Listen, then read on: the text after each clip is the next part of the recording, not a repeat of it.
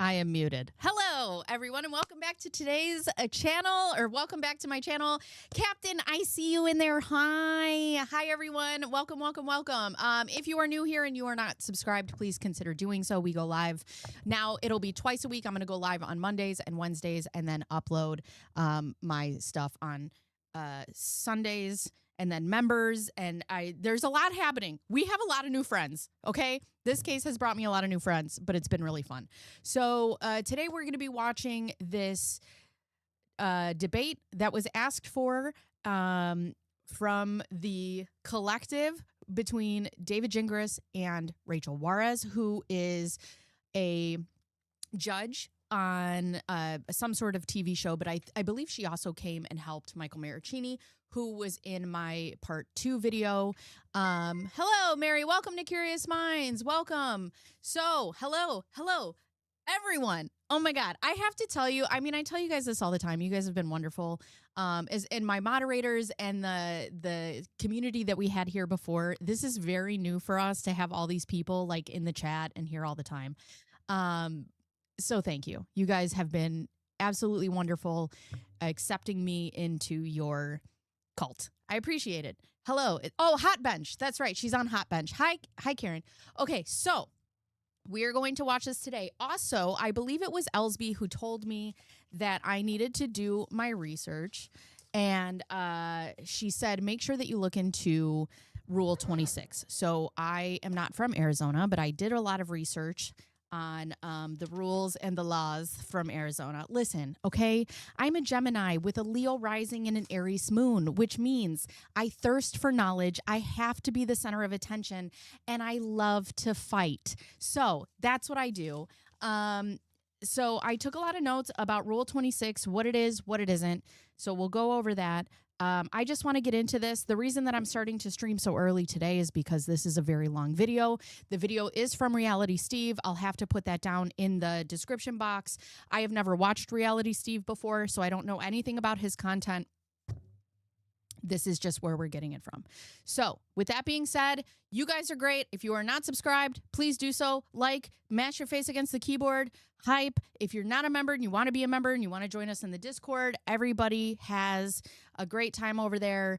And yeah, that's great. Hello, Tex. Hello, Paw Print. Hello, Boot Scoot. Hello, Bruce. Hi, El Jacad. Hi, Mr. Pike. Hi, Yay Koo. Everybody. Hello.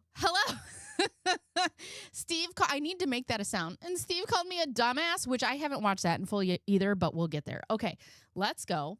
Okay, I think I need to make me a little smaller. Okay, here I am down in the corner. Down on the corner. All right, here we go. All right, let's do this. Long time coming, but let's have the debate of the century. This probably beats Trump-Biden, I think. It might get more views than Trump-Biden debate.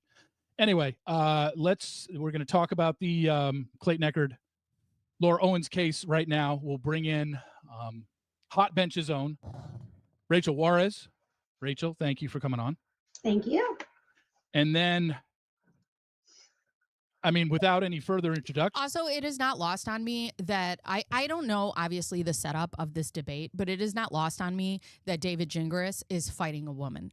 Like, I feel like he would go head to head into a debate full-fledged with anybody that was female because he has to mansplain everything. Let's bring him on. Point. It's Baby Jingy. It's Dingus. Yeah. You even put your name in as Dingus. Steve, you don't know me that well, but as we go along here, I'd like to think at some point you can figure out I got a little bit of a sense of humor. It's not very good. I'm not Dave Neal, but I'm light. All right. With 5 seconds in, you're fucking taking shots at Dave. I have to talk about Dave. I'm not taking shots. I brought my Trump mug for those who celebrate. Girl. The jokes write themselves. I brought my Trump. This man is MAGA. Oh, debate's over. I mean, not that I respected anything that he had to say before this, but, you know, okay. Right, which is not me. This is sarcasm. Oh, so he's not? I'm confused. I know. Dave does. Right. Of course he's a Trumper. Of course, girl. Of course. Ugh. But thank you for having me on. I appreciate it. This is going to be a friendly debate. I promise you that. Yeah. I have no ill will towards anyone sitting on this screen. It's just everyone else online you have ill will with. I only sound that way. I promise you that. Oh, he's not at all. Oh, okay. He goes, okay. Again, you don't. We can only go off what you present to us, which is fair I'm enough. a dick, and I'm going to go off on you trolls. That's more reason to have done this, and I appreciate you giving me the opportunity to talk to you guys. And this is I can't believe, looking at the calendar, that it's April the 3rd, right? 2025. Yeah. I remember a year ago getting hired. We're almost 1 year out. It's April 8th of 2026. For this, it was literally March 25th, I think it was, something like that. Yeah, and I was the guy who kept saying, I'm going to try to do things right, and I'm going to try. I don't know all the facts, and I'm still partially, I'm still partially, burdened by that. And you and I have talked a bit now, and I've emphasized to you that I'm super happy to talk about, everything from my involvement forward. To the extent that I can, I'll comment a little bit about some past things that I wasn't involved in. But I told you, Steve, that, I don't want to fight you about the law because you're not a lawyer. It's funny that you say this because I was just thinking this. I was like, and as someone who talks a lot, I talk a lot, girl. And I get very uncomfortable with silences, but I also watch people, and it's very interesting that he comes out of the gate, it's going to be friendly. I'm this person. I'm just a silly little guy. And then he's just talking and talking and talking. And she is sitting back, as a lawyer or a judge would do, and she's sizing up her opponent. And I don't want to fight you about the facts that I don't know because it wasn't involved in. Doesn't mean I don't care. Doesn't mean I don't care. Doesn't mean I don't think they're important. But I don't want to misstate anything. I mean, people are so hanging on errors, right? I mean, my Twitter was just blowing up over people, and I don't know if this goes back to Mr. Neal. Am I allowed to talk about him? I mean, I'm not going to beat the guy up. You can, but we'll take it on a case by case basis. Okay. Of what you choose to say about him. Fair enough. But somebody on Twitter was blowing me up because they said, MATA made a finding, or that there was a December 2023 RavGen test. And I don't know why they thought that was significant, that there was this December 12th or something. I literally just was tweeting about it. And they were saying, Dingus doesn't know about all the facts of the case. And I was like, what are you talking about? There was no December test. And sure enough, it's one of those things. You go back to MATA's post-trial findings, it's there. There was no exhibit about it. It wasn't talked about at trial. It was just, we figured out where it came from. It came from Woodnick's pretrial. He just put it in there, but there's no exhibit. There's no document. I've never seen such a test. I don't know if it's a typo, whatever, but you know what I mean? As a lawyer, why are you spending so much time on Twitter? I'm a YouTube content creator, and I have no desire to be on Twitter. I deleted my Twitter because it doesn't do anything positive for me. And Reddit scares me, although you have been so kind to me on Reddit. I appreciate you. But I mean, why are you spending your time arguing with people who, first of all, don't matter in this case? But second of all, if they don't know the facts, I have people all the time, right? I do as much research as I can. I go to the court documents. I know what I have read, okay? There are people that will argue till they're blue in the face about a fact that does not exist. So let them argue. Why do you sit on Twitter and you have to dispel every single tweet that's made about this? I just don't understand. That's my attitude going forward. I really want to be careful, Steve. I actually do care about accuracy, truth. Everybody does make mistakes. I care about accuracy and truth. If you did that, I would see a notice of candor and a withdrawal from this case. But who am I? Not a lawyer, that's for sure. We make typos. We misspeak unintentionally. I don't want to do that. That's part of my hesitation to go into areas I'm not. All right. And apparently that was Jen who pissed him off. Everybody in the chat, please, a round of applause for Jen. We appreciate you. Familiar with, if that makes sense to you. And I just wanted to let everybody know, for the record, we're going to have a good 90 minutes to 100 minutes on this, and we're not going to get to everything because a lot of people that are going to be watching this video are obviously the people that have been invested in this case since long before you even took over for Laura. So there's a lot of people that are interested, and I know they have a shit ton of questions.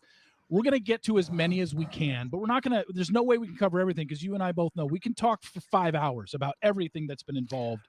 All right, listen, I have it on incognito mode. I'm so sorry. I know you guys gave me money for YouTube Premium, and I got it, and then I was like, incognito mode. I don't know why. Oh, God. Hi, Captain. I love you. You took over in the last 10 months. How much time would you say, and I'm not trying to ask you to reveal any trade secrets here, but how much time have you and I actually spent talking? Because we haven't had 4 phone calls that were back in November and December, which were around 30 to 45 minutes each, and then our phone call earlier today, which was another hour. So maybe close to 4 hours total. And to me, and then she's like, good loud. Listen, for those who have to explain themselves, welcome in. For those who have to explain themselves over and over and over again, and you're a mess, and we love you for it. I know. Welcome to the shit show. Why is it taking you so long to debate before your debate? Texts. Yeah, it feels like, Steve, that we're just scratching the surface. I mean, we really are. And I realize I want to get information to you, so let's get into whatever you want to get into. Yeah. Chatting and talking is nice and everything, but I know you have questions. You hit me up with some of them today.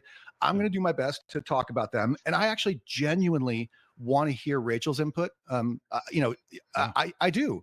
And Rachel, I'll tell you, because I've never spoken to you directly before, that the entirety of my knowledge of you is limited to listening to the one thing that you and Steve did, that I did a live stream after. I listened when I drove down to Tucson to pick up my niece. I listened to you guys and I loved it. I thought it was great. I have massive respect for Yale. Did you go to Yale? Is that where it was? I did as an undergrad, yes. Yeah, that's shot. My dad went to Dartmouth. I know what that level is like. And so if I ever say anything as we go along here, like if I ask you how many appeals you've worked on, and if the answer is not very many or whatever, please understand that you have my complete and total respect. I'm not questioning your skills. That's okay. Fair enough. What is going on? Okay, so Steve, hit me with. So basically what I wanted to do is just let everybody know right off the bat, we're not going to get to everything that I know some of the people out there want, but we're going to cover a lot. And what I like to do in my interviews is kind of go chronologically. There will probably be some things that will bring us back to something when you give an answer. We might have to go backwards a little bit, but I want to go chronologically, and I want to kind of start at the trial that was in June of last year. And I'm not going to sit here and be like, hey, when Dr. Medchill said this, we disagree. We're not going to do that. But there are 2 general questions. And when I say I want to know, I'm also, I think, taking the consensus of the Justice for Clayton crew when they want to know certain things. So I'm going to be like the mouthpiece. A lot of this thing will be me just moderating. Hi, Medell. And just getting us from topic to topic. I'm sure there will be some memes where people can make, so I'll probably have some facial reactions, some eye rolls, whatever. But from this guy, yeah. And then I'm going to, God forbid. And if I'm not looking at you guys and I'm on my phone, it's because I'm making notes on my phone because I don't want to type because the sound will get out over the air. So I will be looking at my phone to just take notes and maybe give myself a, hey, ask this or whatever on a follow-up or something. Okay, so we're June 10th, 2024, lovely warm summer day in Phoenix. Let's go back in time because it was a lovely day for me. Oh, this is great June because 10th, we just watched this, so hell yeah. For the trial, there are 2 things that stick out for me and a lot of people that we want to talk about in generalizations of the trial. The first question is this. You never got a chance and you never got around to cross-examining Clayton, which to a lot of people was just like, why did he waste 45 minutes or whatever it was? It might have been 40 minutes on Laura on stuff that the judge probably already knew. We all already knew. She didn't say anything that we didn't already know. It had been in depositions and stuff. and you never even got around to cross-examining the one guy you would think, you being the guy that you are, probably wanted to grill him like no other. So what is your answer to why you never got around to cross? I mean, in my opinion, I don't know if there would have been anything beneficial that would have come from cross-examining Clayton. His story has remained the same time and time again. I mean, if you know, Reality Steve wants to talk about things that were in the deposition, Clayton has maintained the same exact story from start to finish. I actually personally think that it was smarter for now all I can read is Dingus. Gingras. I think it was smarter for him to build some sort of foundation with Laura on the stand because she has changed her story time and time again. So she would get this one in concrete, even though it was a different one, even though it was the wrong one. I don't think that, personally, I don't think that there would have been anything beneficial coming from that time if he were to just cross-examine him. Disagree with me in the comments. I don't foresee that going well. I also think that Clayton very much answered the questions as they were asked. And Laura very much wants to explain herself. I just don't see Gingras benefiting from that. Examining Clayton, and did you want to cross-examine Clayton? So it's such a good question. I totally adore this question because I would ask the same thing if I were in your shoes or JFC shoes. Why would you not talk to like the main guy, right? Yeah. Obviously, time was not allowed for all the things to happen. But prior to trial, I had, and I think we agreed that 4 people testified, right? It was Clayton, Laura, and the 2 experts, Hi, Deans Tiffany. and Medchill. That was it. Our cast of 4. Oh, yeah, and I forgot about that, too. I mean, if I was Gingras, I would have tried to build my case with what I had. And if you're going to cross-examine Clayton and you already know what's coming and it's not going to be good to your case, I would have focused on Laura and, dribble in and out, the fucking Michael Jordan Medchill over there. I had binders and notebooks ready to go for like 10, including their forensic expert, Gillespie, Maricini. I had a full list of questions because I just naively thought that this 2-hour thing was maybe going to be flexible. But once Judge Mata told us in the morning when we first got there, she said, "I'm not giving you a second more time." In fact, it was worse than that.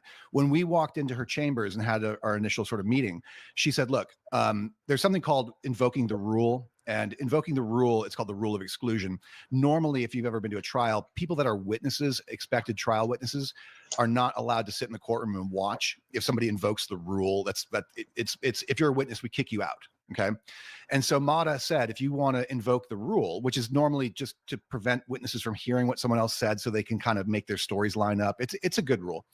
But she said, if you want to do that, I'm going to subtract the time it takes for people to walk to the courtroom from wherever they're waiting. And I've never, ever in my life had a judge say something like that. I appreciate Rachel's reaction. You've never been in front of David Carter, have you? I have not. I've done jury trials and bench trials, and judges, I think, generally look at flex. Answer the question. Do you regret, and why didn't you cross-examine Clayton? Ability as being the standard. And you know what? Where I'm from, they don't do time limits, and I've never seen anything like that. I expressed that before. I'm not from Arizona. But thank God that they did, because I feel like this would have gone on forever. Because due process is not a joke. We try to have a fair hearing, even if sometimes we have to be flexible. And Mata made it very clear that she was not flexible and was going to be extremely harsh on this time thing. And that's why when we came out of there, I was like, my God, we can't, if we have witnesses walking to the thing for 5 minutes and I've got 50, I'm like, okay, everyone just stay here. I've never done a debate, and I don't know how Reality Steve does debates, if he's done them before, but I really wish he would have given them each a time limit to answer these questions, because he's doing everything but. Why everyone was allowed to remain in the courtroom, which that shouldn't have been done that way. To answer your question about Clayton, I had a list of questions for him. I had a list of exhibits for him. And by the way, I don't know if people know this or even care. My entire exposure to Mr. Eckerd, we had a settlement conference the court ordered us to. I actually told Greg that I would be willing to have. I was actually I was a witness in my girlfriend's it's not DVRO here. It's like a restraining order, whatever. And I had to sit for 8 hours outside in the hall because I was an active witness. And they ended up never calling me. So yeah, he could have invoked that, which is funny to me because I don't understand why you didn't when you were so scared. You guys were so petrified to even have him in the courtroom that you didn't invoke having him being put in the hallway. You called the police on both of those men before June 10th. Also, one thing that I want to add after listening to this, to the Love Trapped podcast, I find it funny too that she's like, "Oh, Michael Maricini is in the in the courthouse, and we have to call the police on him, and I'm so scared for my life." You have a DVRO on Greg, you have a DVRO on Clayton, and you accused Greg Woodnick, who, in my opinion, I would be so afraid of. You accused him of being instrumental in an alleged rape. What? And they're all fine to sit in the room? Have him and Clayton and everybody sit down in a room. I mean, that's what you would normally do in that situation. I am a big believer in mediation, arbitration, people working out their disputes. I'm a big fan of that. And you can't resolve things unless you talk, right? So I offered that and Woodnick refused. He wouldn't let Clayton and Laura speak to each other, but I talked to him.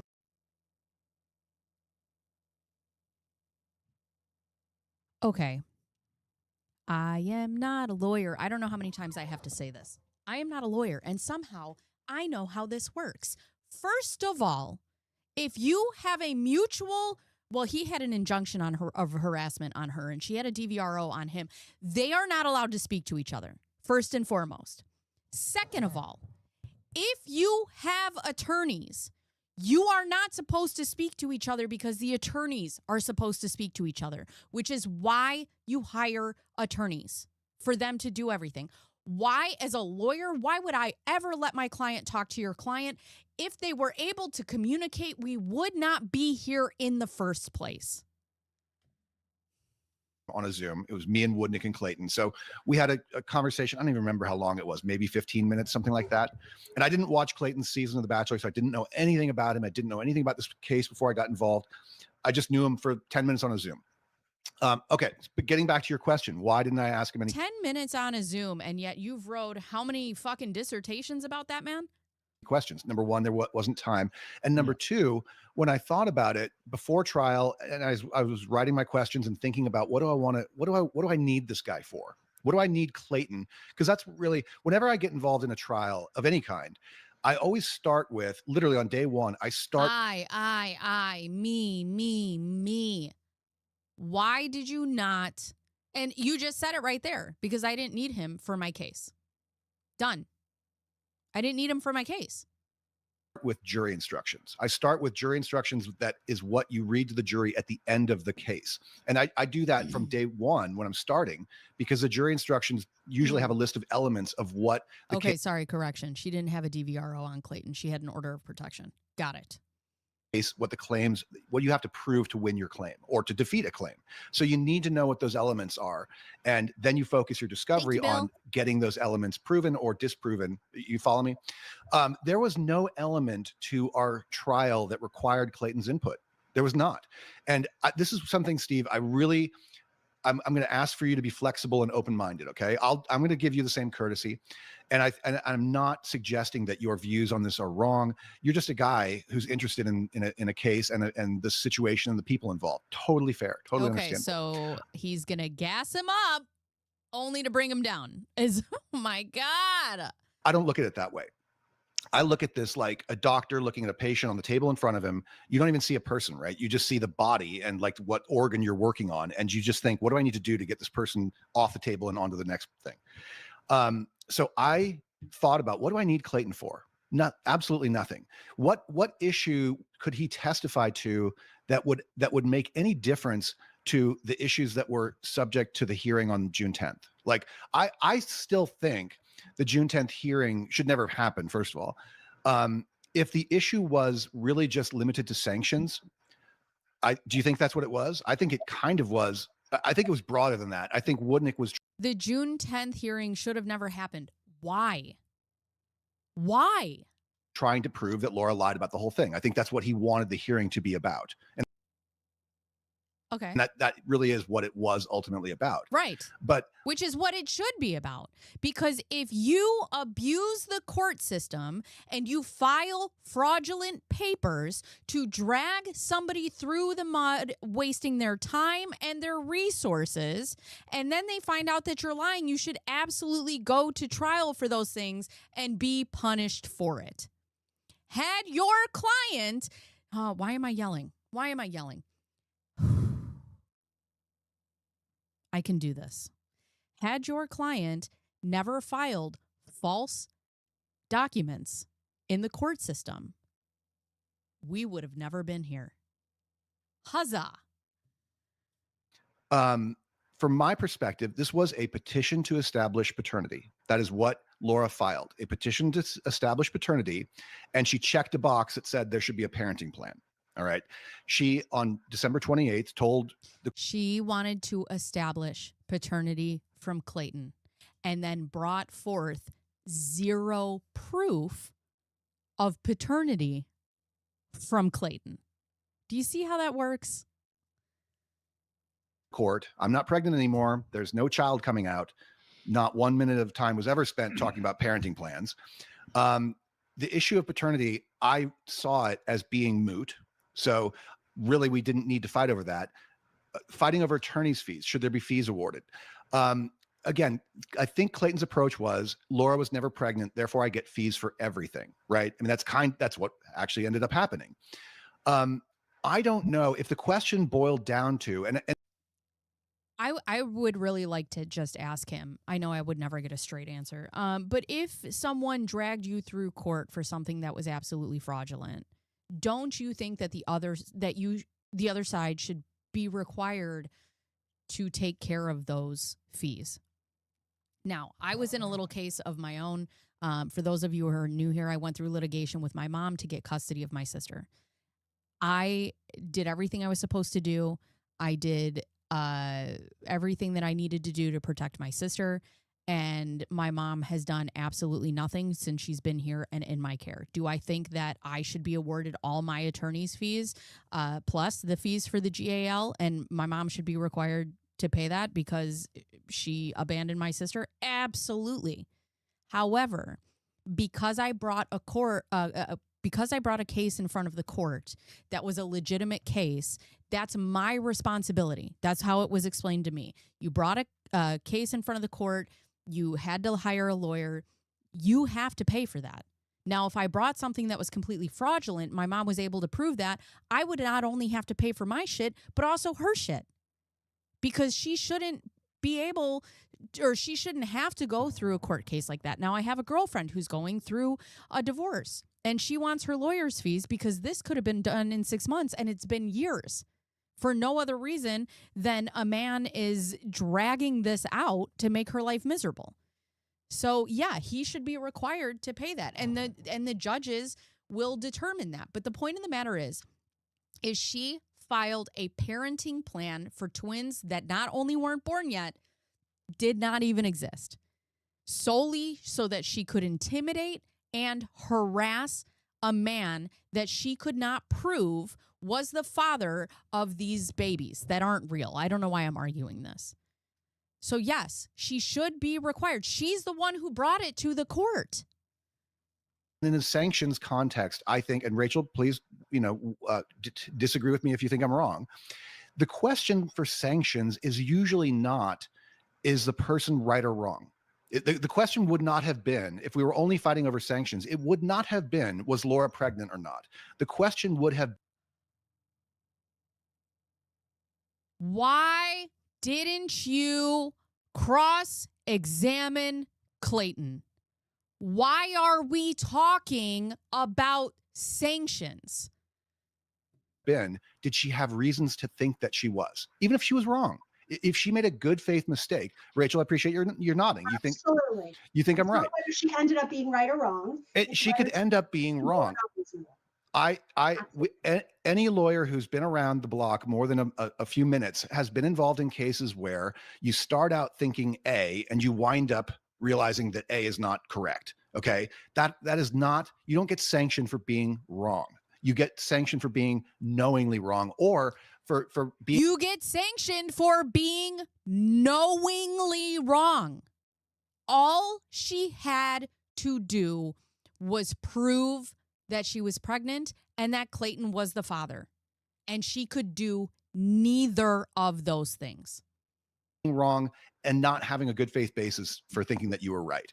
So I saw the issue as being so unbelievably narrow, limited to did Laura have any good faith grounds to think that she was pregnant? And yes, I know that the comeback to that, I know exactly what your response to that would be, because I would argue that how would a woman prove that she had a good faith basis to think that she was pregnant? Well, I hooked up with a guy and Laura. That's not the question. The question was, is she even pregnant?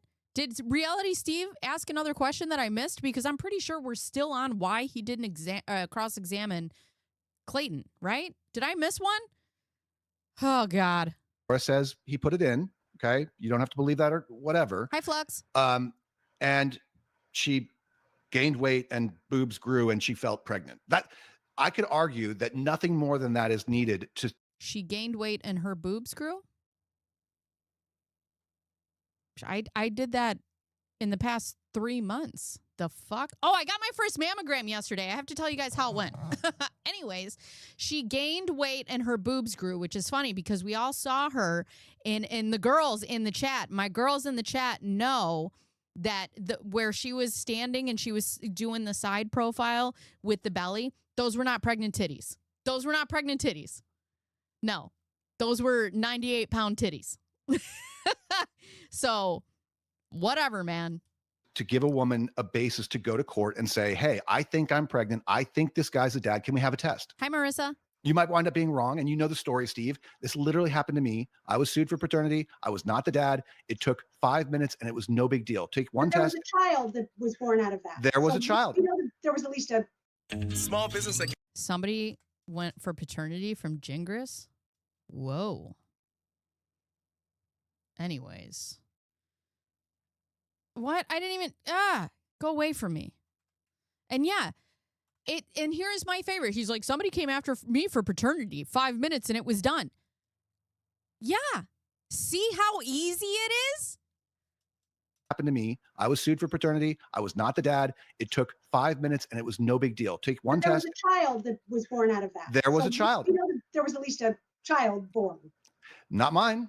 Not my child. Not my child. But look, not your child, but a child. But do you see, had she gone to her OBGYN and had she brought in the OBGYN, whatever, ultrasound that was not altered, she altered it. Why? Why does anybody have to alter an ultrasound? And don't give me some bullshit because Clayton, I didn't want him to know, blah, blah, blah. HIPAA exists, bitch. Good Lord. Blame that girl. And I guess what happened, anyway, I don't want this to be a 12-hour conversation. I have a lot to say on this. I'm going to try and stay focused. I really thought that the issue was as limited and narrow as tell the court why Laura thought she was pregnant. 5 positive pregnancy tests before she filed the petition. And this is where Steve, you are arguing. And if I was, I don't know, I would never be able to host a debate because if I was Steve, I would be like, you're arguing apples to oranges.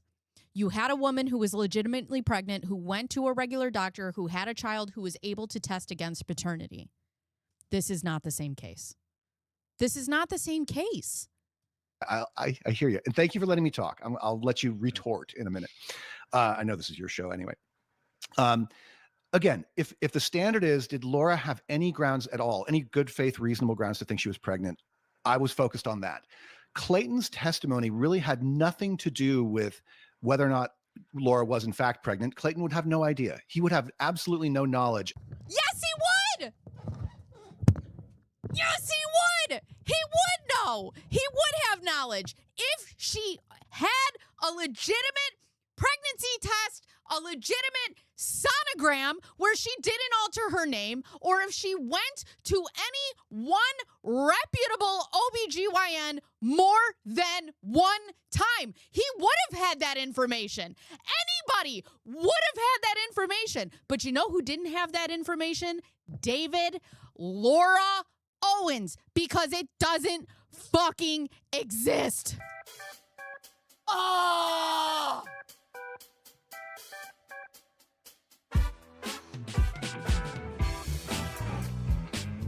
I'm hot.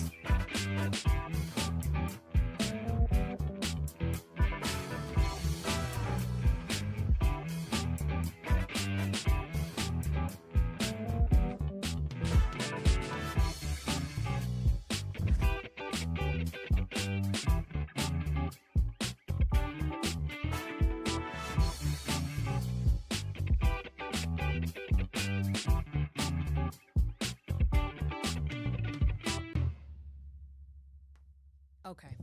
Anyways. This is just, you know what, and it's, you guys are like, it's my passion. I cannot deal with stupidity.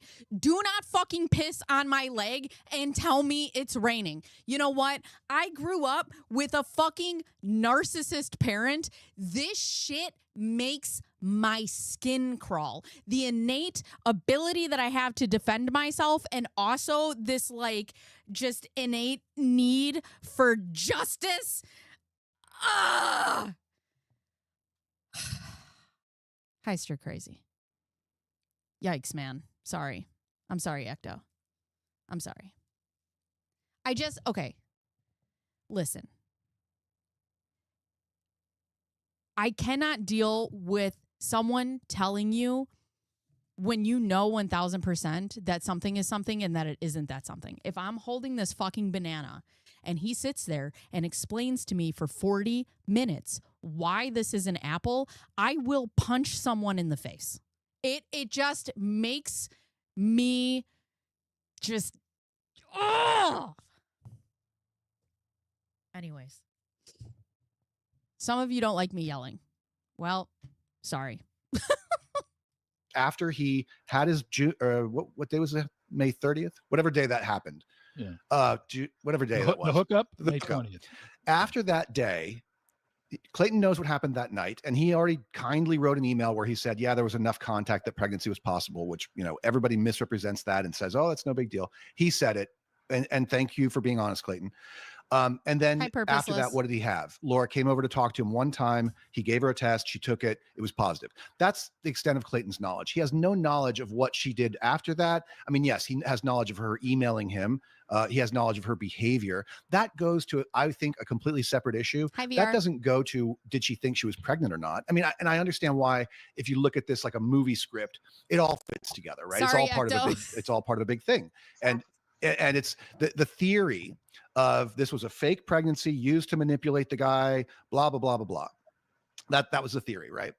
I don't know if it's a theory, but okay. I thought, in my opinion, that the evidence of that was either not relevant at all, or that it was just so, how can I explain it? How is it not relevant? In a proof of paternity case, how is it not relevant? It's relevant. You're trying to prove and establish paternity. It's if we are arguing in a murder case, imagine getting up there as a lawyer and being like, you know, the fact that he stabbed her to death, it's not relevant. It's literally not relevant. What are you talking about? What if I had 8 hours to cross-examine Clayton? What would I have asked him? Like, did she send you mean emails? Well, yeah, okay. Does that mean she wasn't pregnant? I mean, I just felt in the time that we had, I had to focus on, you had to prioritize things. Clayton's conspiracy theory about what he thought Laura was really up to me, it was like number 10 on the list of things that were important. So I just, when Mata made it clear that I didn't get anything more than the bare minimum of time, I took my pile of notebooks and I chucked out everything but the absolute most critical things. So I didn't think that Clayton's testimony was going to help or hurt our case in any meaningful way. There so it I is. didn't. There it is. There it is. I've been watching this for 18 minutes, and the only thing that you have needed to say is right now. I didn't think that Clayton's testimony was going to help or hurt our case. Boom. Done.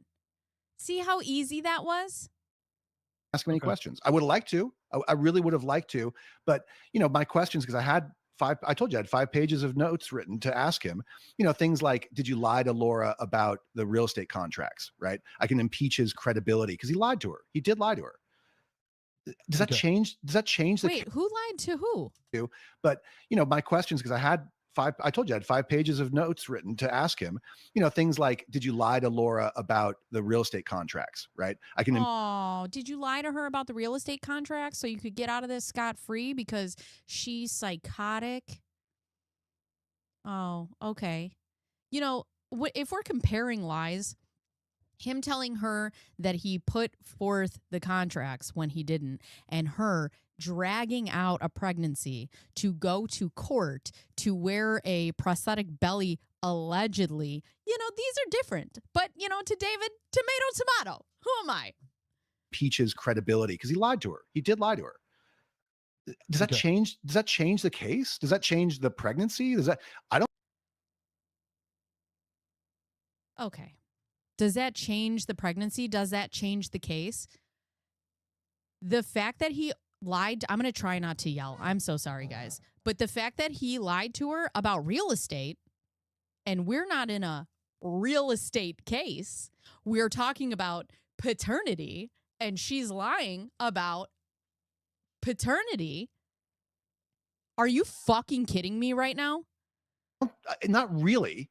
I mean, what are your thoughts, Rachel? I'd love to hear. So Rachel, yeah, go ahead, Rachel. It changes the finder of facts impression of the case, right? You put your client up there. Look at his face. He's like, I'm going to respect you, and I'm going to listen to everything you have to say. The moment she starts talking, this is his face. Like, what are you talking about? What are your thoughts, Rachel? I'd love to hear. So Rachel, yeah, go ahead, Rachel. It changes the finder of facts impression of the case, right? You put your client up there. She did poorly on the stand. Sure. Okay. And I mean, you also really cross-examined her. She didn't talk a lot. You talked more. I mean, if you go back and you watch the trial, and I had the benefit of watching it after I already knew what happened, because I didn't know anything about this case until a few months ago, way after the trial had happened. I had only seen a headline or two until Steve asked me to watch the trial. She came off very poorly.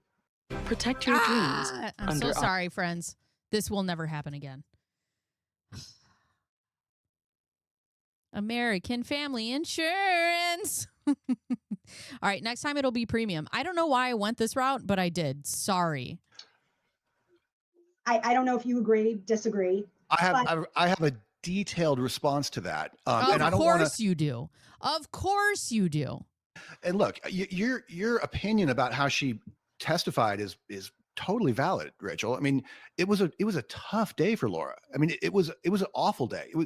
And what you don't know. And why is that? Because she got caught up in her lies? Weird. I hate when that happens. I think it's worth mentioning.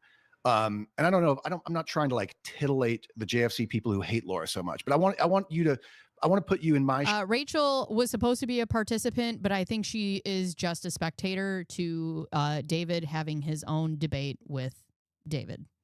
So, choose a little bit on what I went through that morning, because it was a morning unlike anything I've ever done in 24 years of doing this. Laura was prior to the hearing. Oh, I did. Hold on a second. I forgot about that. Okay, guys, I'm sorry. Hold on. Give me 1 second. Because of this issue. Hold on. Let me go back to this. I don't know why I changed it. I did get it, though.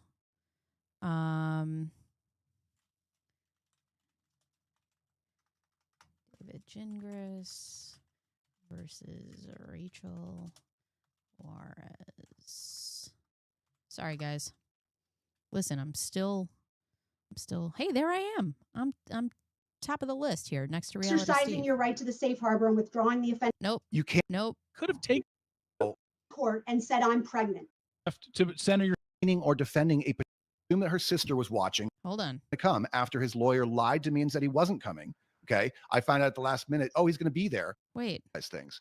Clayton's conspiracy theory about what he thought Laura was really up to me, it was like number 10 on the list of things that were important. So I just, when Mata made it clear that I didn't get anything more than the bare minimum of time. Hold on. Where were we? They sit right across from each other. Nope. We weren't there. They have to stare. Hold on. Where were we? I mean, what are your thoughts, Rachel? There we I'd love to hear. So, Rachel. Yeah, go ahead, Rachel. it changes the finder of facts impression of the case, right? You put your client up there. You know she did poorly on the stand. Sure. Okay.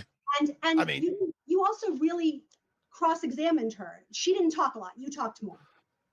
I mean, if you go back and you watch the trial, and I had the benefit of watching it after I already knew what happened, because I didn't know anything about this case until a few months ago, way after the trial had happened. I had only seen a headline or two until Steve asked me to watch the trial. She came off very poorly. I don't know if you agree, disagree. I don't even think it's about her coming off poorly. I think it's about the fact that we know she lied on the stand. I mean, the fact that she comes off poorly is just who she is as a human being, in my opinion. But I have a detailed response to that, and I don't want to. And look, your opinion about how she testified is totally valid, Rachel. I mean, it was a tough day for Laura. I mean, it was an awful day. It was, and what you don't know, and I think it's worth mentioning.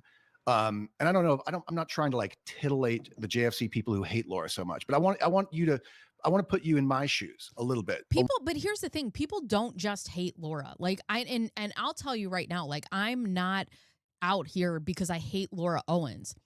Laura Owens consistently chooses to be a piece of shit. We hate the actions, we hate the damage. And also, we've talked about this particularly on this channel. And the reason that I cover things like this is because Laura Owens is a girl who will do damage to the rest of people who are actual victims out there. That's a big deal. And it is something that everybody should be mad about. They should be mad that she's sucking up resources by wasting time calling 911 on fucking everybody. They should be upset that she's wasting resources for a court case that does not exist when other people are truly waiting to get these things done. And people on the flip side of that should be very upset that she perpetuates this victimhood that doesn't actually exist, which ruins the case for actual victims that have the balls to come forward. She is doing so much damage. This isn't just because people hate Laura Owens, but when you go out there and you consistently choose bad behavior and you consistently just learn nothing from your actions, it makes people upset. Laura Owens is not important.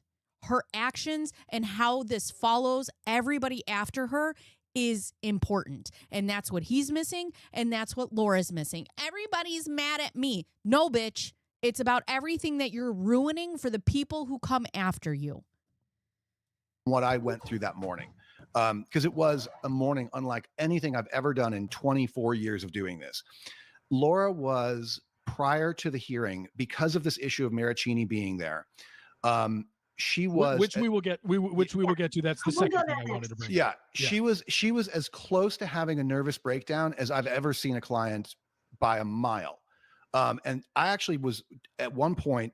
And is it possible for somebody to be close to a mental breakdown because they're finally dealing with the consequences of their own actions? Dr. Medchell is a medical doctor who's done, he's an OBGYN, but he also did emergency room care. We were like having him look at her, like, is she medically able to continue? She was shaking, crying hysterically at the fact that Maricini was sitting there. And this is part. Just Maricini. She thinks that Greg Woodnick is so diabolical that he was able to orchestrate her rape. But Maricini is the only one that matters? Okay. Part of my story. Okay, you want to tell your story about, oh, well, Laura sent mean emails to Clayton or whatever. I need you to understand that no litigant should ever be put in a position where they fear for their safety. They have to stare a person in the face that they have a restraining order against. The guy sitting there laughing at her.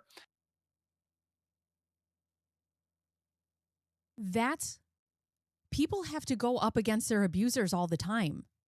That's exactly what I was just talking about. Victims have to walk into the courtroom and not only face the court, but they also have to face their abusers to prove that they are abused so that they can get things like restraining orders, so that they can get things like child parenting or whatever it takes. People do this all the time, but Laura shouldn't have to do it. You're right. Every fucking woman or man, men are also on the other side of abuse.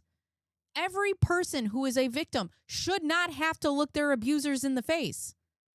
But that's the system that we've built. And all of that happened because Judge Mata ignored the rules. And I'll be specific about what I'm referring to.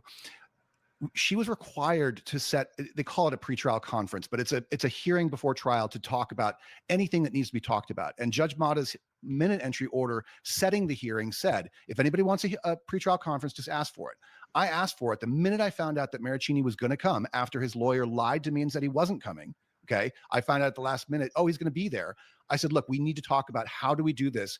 There's a restraining order against him from California. Judge Mata had no authority to disregard it, which she did. All I wanted to do was talk about how can I keep Laura and Maricini away from each other so that she doesn't have this breakdown.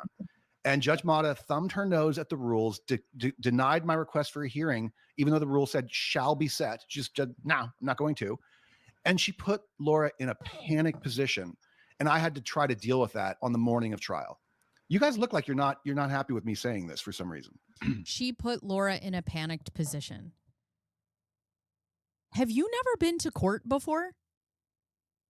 Because I have. And I have sat and watched, especially one of my closest girlfriends, her ex-husband had to be escorted into the courtroom. They had to be separated. She then had to be escorted into the courtroom. The lawyers had to stand between them. And then each one of them was escorted out of the building. God bless it. There goes my lights. But he sounds like this is such a far-fetched thing. This is what happens in court 20 times a day. Get it together, lights. You're ruining my aesthetic.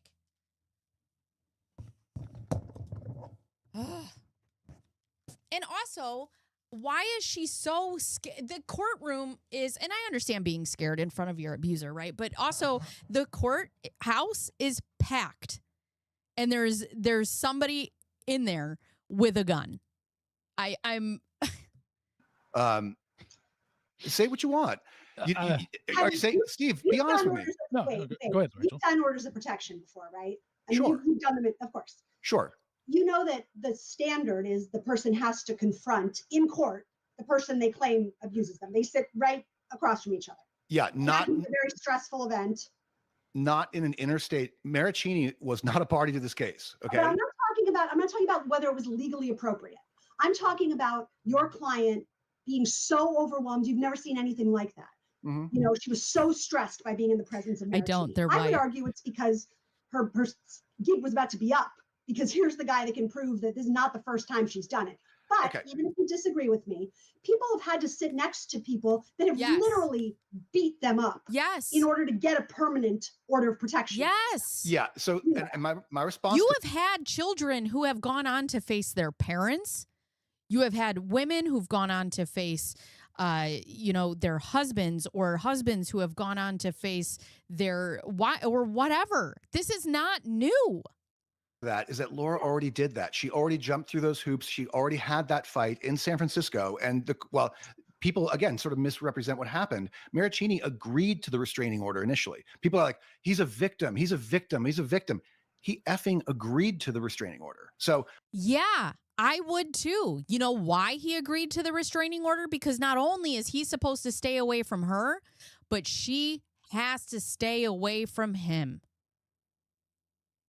If you have a restraining order against someone, you can also not violate that restraining order.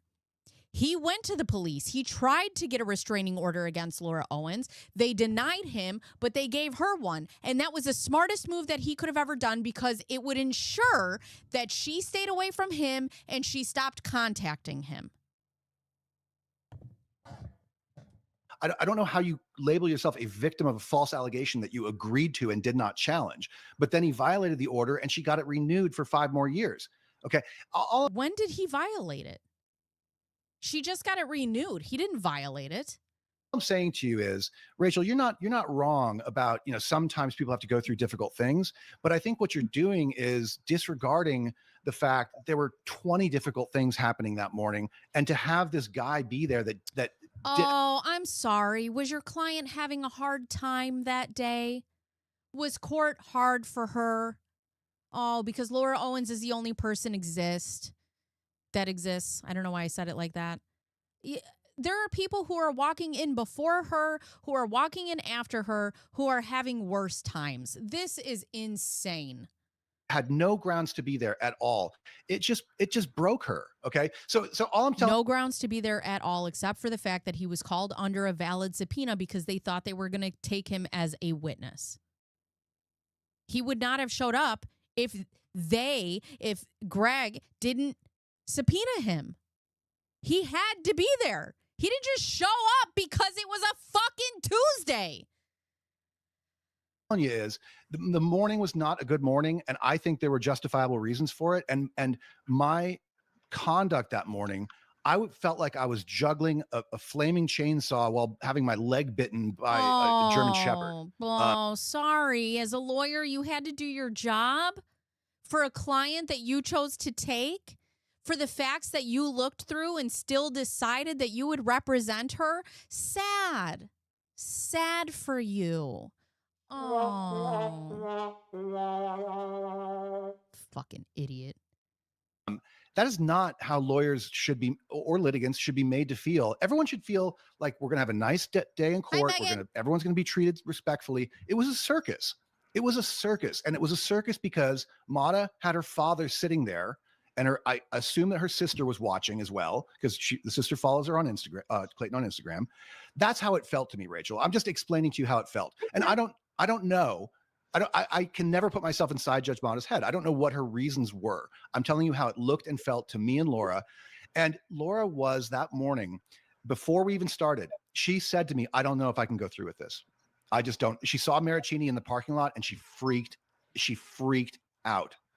So I did the best that I could to try to put the pieces together to keep it from falling apart. And I didn't do very well, but wouldn't that be a better reason if you thought Laura was going to be even worse on the stand because of her mental, because of her state of mind? Wouldn't that even be more of a reason to devote more of your time to cross-examining Clayton rather than putting her up on the stand to dig her a deeper hole? I respect everything that you have to say, except I vehemently disagree with everything. Anytime she opens her mouth, he winces. Honestly, I think the sound of females talking bothers him so much. Oh. I mean, at the end of the day, the judge has a tremendous amount of discretion on attorney's fees in these kind of cases. I mean, significant discretion. It really is, especially when you're talking about findings of reasonableness and unreasonableness in litigation conduct. Okay. When you see a litigant up there who looks like they're lying, who looks like they're up to no good, it's not going to help the background of your case. And I think if you had been able to show that Clayton also lied, as you claim you could have, and I don't know, I'm not saying he did, but if you had been able to undermine his credibility, this might have looked more like black hat, rather than white hat, black hat. I'm going to say something, and I really mean this very respectfully. That sounds like a TV show that you just described, not a real courtroom situation. Oh, Now he's going to bring up being on a TV show to ruin her credibility. Okay. I want to hear what she has to say again. The background, like, Okay. it's not a discretion on attorney. She freaked out. So I did the best that I could to try to put the pieces together to keep it from falling apart. And I didn't do very well, but wouldn't that be a better reason if you thought Laura was going to be even worse on the stand because of her mental, because of her state of mind? Wouldn't that even be more of a reason to devote more of your time to cross-examining Clayton rather than putting her up on the stand to dig her a deeper hole? Because, I mean, at the end of the day, the judge has a tremendous amount of discretion on attorney's fees in these kind of cases. I mean, it's significant discretion. It really is, especially when you're talking about findings of reasonableness and unreasonableness in litigation conduct. okay. When you see a litigant up there who looks like they're lying, who looks like they're up to no good, it's not going to help the background of your case. Which is why when you get into, because we cover mostly criminal trials over here, which we will when Laura Owens doesn't take her plea, wishful thinking, but we cover criminal trials. In most criminal trials, you will not see the defendant get up on the stand. And when you do, such as Alex Murdaugh and Sarah Boone and who else? That guy who just ended up killing his wife with his nanny and that whole thing. When they get up on the stand and they don't do well, it does not go well for them, which is why most defense teams will tell their defendants not to get up on the stand. I think if you had been able to show that Clayton also lied, as you claim you could have, and I'm not saying he did, but if you had been able to undermine his credibility, this might have looked more like black hat, rather than white hat, black hat. I'm going to say something, and I really mean this very respectfully. That sounds like a TV show that you just described, not a real courtroom situation. All she said was, you put your client on the stand and she ruined her own credibility. Had you been able to ruin Clayton's credibility like you claim that you are capable of doing so, then both of them would have been deemed not credible. See how easy this is? Words in my brain. What is that called? Comprehension. Okay. I mean, I'm not denigrating the hot bench thing. I've never seen it. Okay. Right. But I've never seen it. What a fucking dick. what you're saying is right. If you're talking about, let's make this a movie or a TV show, make it dramatic. Laura withdrew her petition 6 months before the trial, Rachel. 6 months. So just because she withdrew her petition, does that negate the fact that she brought false allegations to a court? Does that negate the fact that she signed documents that state, under penalty of perjury, you are signing this to the best of your ability, as honestly as possible? Does that negate that then? Before the trial, Laura said, "I'm not pregnant anymore." So hang on. I'm sorry. Fees were on the table. They were put. I've always wanted to be a lawyer. Thank you. To that point, let's read here. This is so good. I really am glad that we're having this discussion. It's ARS 25809G. Okay. And the judge in the Court of Appeals quoted this. This is so good. Here's the part that you're just like not taking this into consideration. Is this the maintaining or defending the proceeding language? Yes. Maintaining or part of the proceeding was his request for attorney's fees set forth in the response to the petition. Right. So you're saying does not get to decide the entirety of the issues that will be presented by framing her petition. You have a response. Right. That's the point of a hearing or a trial, is as a petitioner, you get to bring forth your argument. And as a respondent, you get to bring forth your argument. And then you litigate it in court. Huzzah. Clayton asserted a claim for fees. A claim for fees for the petition, not for going to San Francisco and investigating Maricini's laptop to make some determination about what happened 8 years ago. That is not maintaining or defending a petition. That didn't come into this. Well, I mean, it didn't really come into this case. But when you have a client on the stand who has a consistent pattern of behavior then in this case, it matters. Paternity petition, a withdrawn paternity petition. That's Rachel, I respect your position. I respectfully disagree with it. And yeah, I get that the Court of Appeals is on that other side. I lost that point. I couldn't disagree more with it. You cannot, Arizona has such a narrow view of when attorney's fees are awardable. They have to be specifically permitted by statute. And the statute says maintaining or defending the proceeding, the paternity proceeding, which Yes. You know, I have never seen a lawyer argue against their own points. You're bringing up factual laws and statutes as proof and context that actively argues against your own points. It's the proceeding, the paternity proceeding. That's within the statute. She was not able to prove the fact that she was pregnant or establish paternity. She said that she could, and she couldn't. So she got punished for it. I'm not even a fucking lawyer, and I feel like I could do a better job. which was moot by then. But Let me rephrase. It's not moot by them, because here's the thing. Just because she's not pregnant does not mean those court documents do not have an expiration date on them. There may be a statute of limitations, but there's not an expiration date, okay? Think about it. It's like the IRS. If you sign a bunch of documents and you're like, yeah, I'm telling the truth, and then 7 years down the line, somebody's like, hey, wait, what the fuck? They can come back and they can get you because you signed legal documents, since he likes to slow it down for her and go paternity, establish paternity.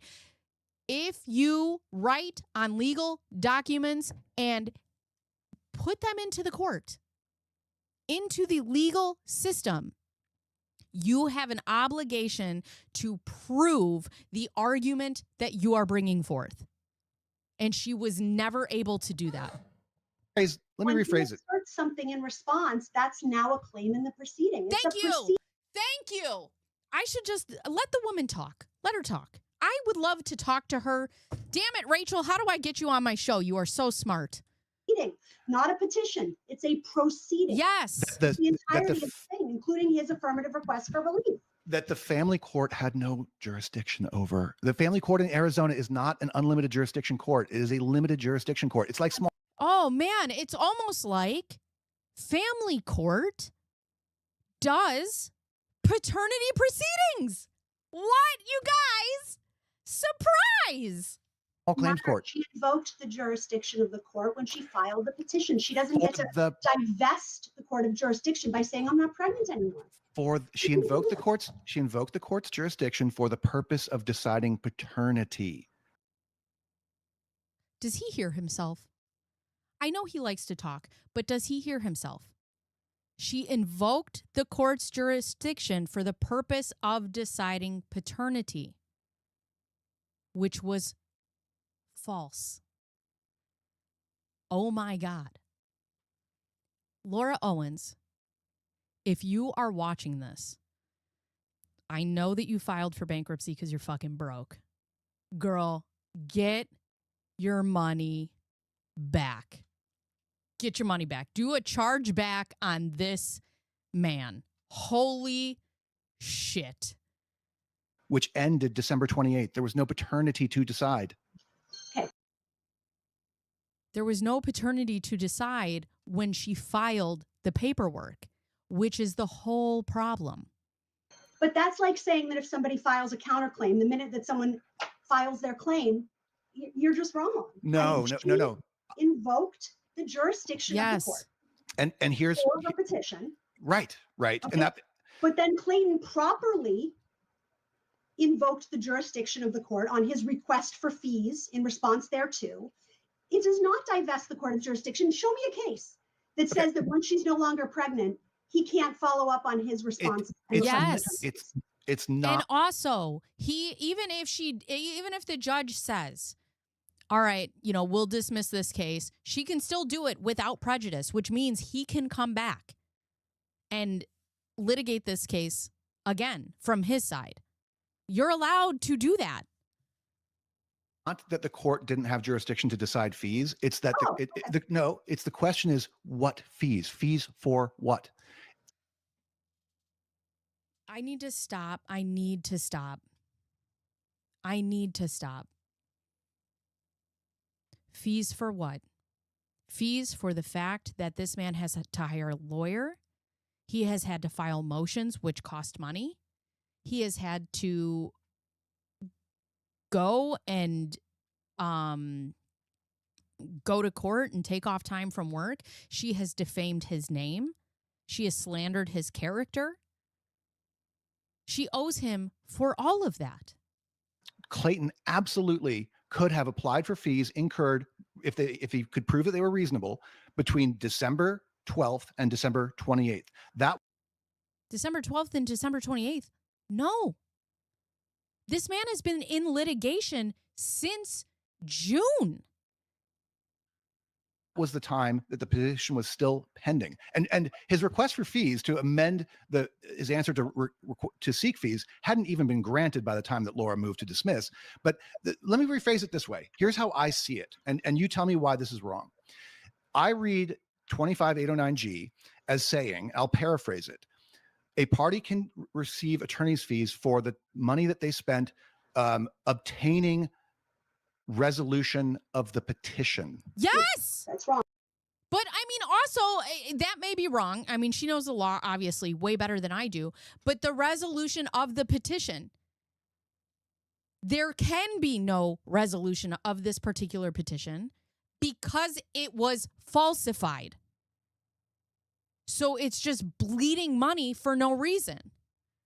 Because it completely dismisses the concept of counterclaims, the concept of affirmative relief being requested in response. Clayton, the Superior Court has no jurisdiction over anything other than Title 25 issues. And this issue of did Laura lie about Maricini's cancer records or whatever is not a Title 25 issue. Clayton did what? It's so simple to me, and I don't know why we're butting heads on this. Clayton did not need It's so simple to me, but not to you. This should be a simple concept to you. Backhandedly calling her dumb. You know, the more I see of you, Gingras, the more I fucking hate. The issue is, how much did it cost him to defeat the petition? The answer is not $150,000. If what you're saying is how much did it cost him to just not have to have paternity established against him, right. I agree with that. He didn't have to proceed, and I completely agree with that. He didn't have to proceed with his request for fees. He could have just gone away and it could have all been over. I agree with you there. So but he wasn't obligated to do that. Yeah, but what you're saying is that somehow there's this magical right to assert a counterclaim for fees and then spend an unlimited amount of money investigating any unrelated things that you want to try to show that Laura filed the thing in bad faith. I just don't. If she has a history of filing things in bad faith, that would be proof to my case. I don't think the fact that she's done this before and faked pregnancies before would tend to suggest that she didn't have a good faith belief that she was pregnant. To me, that's very It shows a pattern, a history of pattern. Yes. So here's where I talked to Steve about this before, and here's where I David, feel real like quick. David, real quick. Can you move to your left to center yourself more? Yeah, because you're kind of going there. I'm kind of I'll just turn the camera. Yeah, there. Appreciate the direction there. Yeah. This is what Steve and I talked about before. And I think where I really, really disagree with you is I see the paternity petition as I see the paternity action as a small little box unto itself. And the only issue there is paternity and fees related to paternity. Okay. That's how I see it. What I hear you saying and where I think I disagree is you see a much bigger legal dispute that needs to be resolved. Does she have a pattern of doing this? Was there emotional distress that Clayton went through? Dude, if I can use something as evidence in my case to prove a history of behavior or something that will help my case, I am allowed to do that. I am allowed to prove that this person is capable of what they're doing because I have factual evidence in a case. Did Laura defame Clayton? I agree with anybody that says that those are important issues. They're important issues. They're just not issues for the family court. They're just not issues for the family court. They're I don't issues. think that issue needed to be resolved, but I think saying that you are going to artificially narrow this to only the question of paternity, that it's a deliberately dense reading of the maintaining or defending a proceeding. Okay. But also, I mean, in rebuttal to that, like, if we're only talking about the petition of paternity, right? Because she's saying, like, even if we're not talking about that, but we are talking about that, and we're talking about it being fraudulent. That's the whole point of this whole thing. Let me flip this around for a minute. Let me flip this around. Oh, You know God. that during the case that Laura said that Clayton had non-consensual intercourse with her, that he asked her to stick it in. She said, no, you can't. And he did. Okay. You understand. We don't know that. We don't know that he did. We weren't there. There's no and- proof of it. At some point she said that is all I'm confused. Okay. Hold on a second. What did he just say? Laura said that Clayton had non-consensual intercourse with her, that he asked her to stick it in. She said, no, you can't. And he did. Okay. You understand. We don't know that. We don't know that he did. We weren't there. There's no proof of it. Actually, we do know that he didn't, because she put on one of her medical records or one of her medical information things that she thought she was pregnant and she did not have intercourse. She talked about her very tight vagina and how he could experience it because he had never experienced it before. So we know that that didn't happen.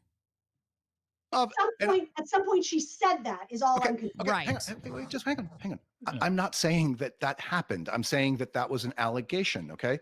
Yeah. I wasn't there either. I don't have any idea. Yeah. But under your reading of 25809G, because Laura made that claim, are you saying that it would have been Can I finish? Are you saying it would have been appropriate? Can I finish? She didn't even say anything. The only thing you've been, oh my God. If I wanted to be gaslit this much today, I'd have called my mom. Good Lord.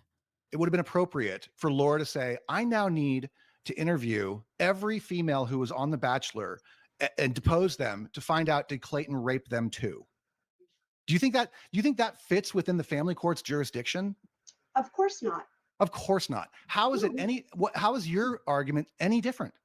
Well, Because Clayton wasn't on trial for rape. You see, we were there for establish of paternity.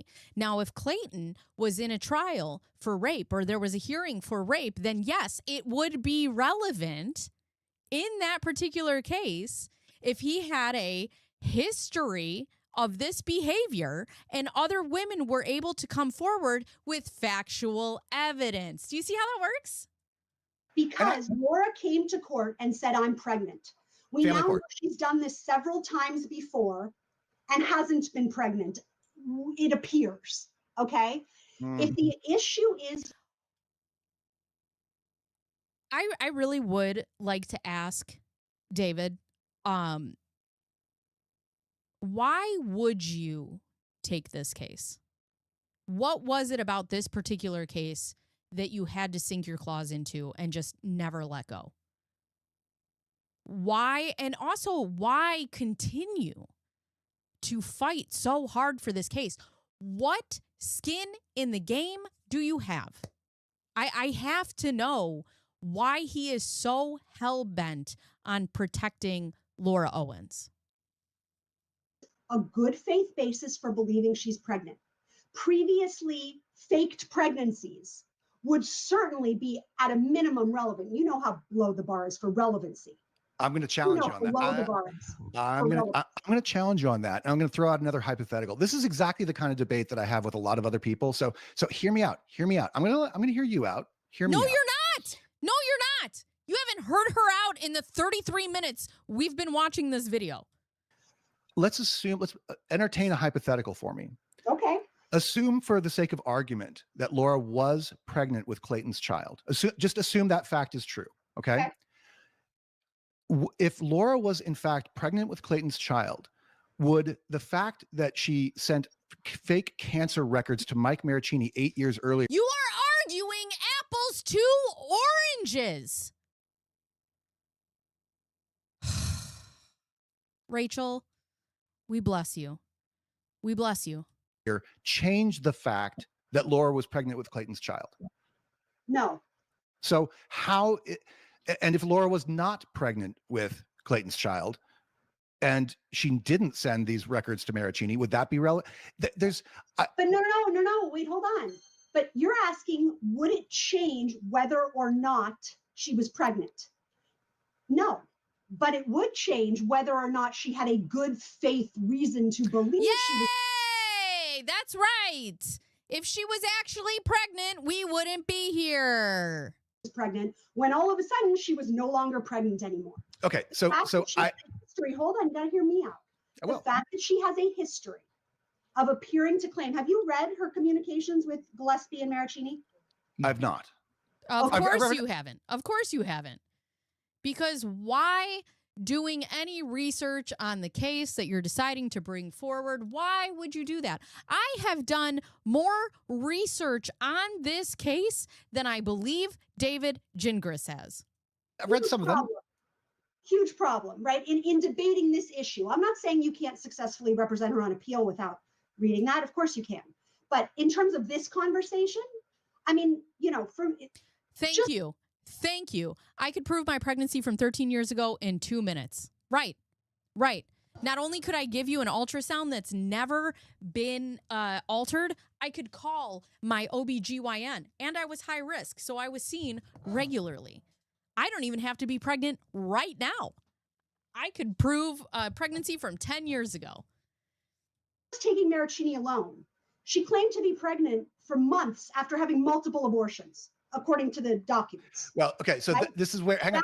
Hold on. The fact that is so ridiculous certainly tends to suggest, bar for relevance is very low, you know that she was not actually pregnant and didn't believe she was pregnant. Okay, couple things. This is one of those issues where I don't want to get into a debate over evidence I've never seen. Do I have a document that says it's text messages? Yes. Was I ever provided with the original? I don't want to get into a debate over evidence I've never seen, which you should have seen because it's relevant to your case if she has brought false allegations about pregnancy before the court before. Do you not know how cases work and factual evidence? Listen, David, there's this channel. It's called Emily D. Baker, and she's a lawyer, a real lawyer. And actually, you can learn a lot by watching her channel. It's great. I think you should shout out to Emily D. Baker. Laptop absolutely required by the disclosure rules? Nope, was never given that.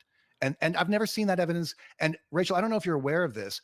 The PDF that Woodnick disclosed to me was totally insecure, such that you could go in and change the wording on any line you wanted. I did. I used an example. I went in and just typed some crap and saved the file. So I'm not saying, and Maricini actually filed a bar complaint against me where he said I accused him of fraud because I raised that possibility that somebody might have tampered with this PDF. I never said that he did. I don't know. I never had a chance to investigate that, is all I'm saying. So you're sitting here telling me, well, Laura said this in these messages. I don't want to hear that because all you're saying to me is I didn't have enough time to do my job, but I chose to do it anyway. You have no idea if those messages are real or not at all. You don't. You think they are, but you don't know. And here's ultimately why I'm so strongly disagreeing with you. You clearly believe that that witness credibility. You are pregnant, Bruce. It's mine, and it's triplets. So is relevant in a paternity case. And what I'm saying to you is there is no situation in which a woman could win or lose a paternity case based solely on her testimony, ever. What do you mean win or lose a paternity case based solely on her testimony? What do you mean by that? A paternity establishment petition cannot be adjudicated based solely on the testimony of the mom saying, right. I think I'm pregnant. You agree with me? Right. Yeah. Absolutely. Right. It's almost like he gets it. It's almost, it's right there. It's right there. It's on the tip of your tongue. It's almost like she would need to prove that she was pregnant. Say it to me, David. Say it to me. Absolutely. Okay. However, many issues in a paternity proceeding can turn significantly on credibility, including the parenting time request that your client asked for. That If you have someone the court who you never don't ruled believe is credible, that the court never ruled on the parenting time that never became an issue because there was no baby to have a Correct. parenting. She used the parenting time and the establishment of paternity to harass and to defame this man. She put it through legal action so that she could use those documents to further her story. He's right there. He's right there. Just he's just edging this debate. Good Lord. and the reasonableness of her positions when it comes to attorney's fees. Okay. Anyway, I maybe we should move on from this topic because you and I are clear. Maybe we should move on from this topic. Yeah, because you lost. Sucks to suck, brother. Point Rachel. In 37 minutes, we've still only tried to answer the first question. Really not going to agree on this. The way I see it, Rachel, is there has Emily D. Baker is a lawyer on YouTube who is probably one of the most knowledgeable lawyers and also should have been a teacher. She is an absolutely wonderful YouTuber. She goes through court cases and different court documents, and I just adore her. So go check her out. She's on YouTube. to be a causal link between the person's bad conduct and the fees that you're claiming that you're looking for. Do you have case law on that? Oh, of course. That there has to be that when you're talking about family law sanctions, because in California it's not the case, you do not have to establish a causal link between specific fees and unreasonable conduct. They have to be related in the sense of I can't go out and spend fees investigating a separate tort claim against another person. But you do not have to establish that the unreasonable conduct caused specific fees. I will get back to you on case law for that. Okay. Can we move on to the topics? Steve, you're the moderator here. Yeah. I mean, can we move on because I'm getting destroyed in this and, can we move on? We're going to have to somehow tighten this up because we just spent 38 minutes on the first question, which was, why didn't you cross-examine Clayton?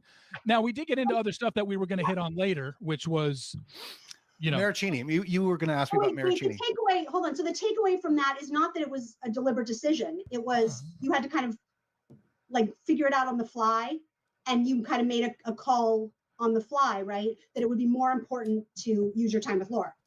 I did not believe and do not believe that Clayton's testimony had anything to do with anything that I needed to prove or disprove. Oh, I agree with that.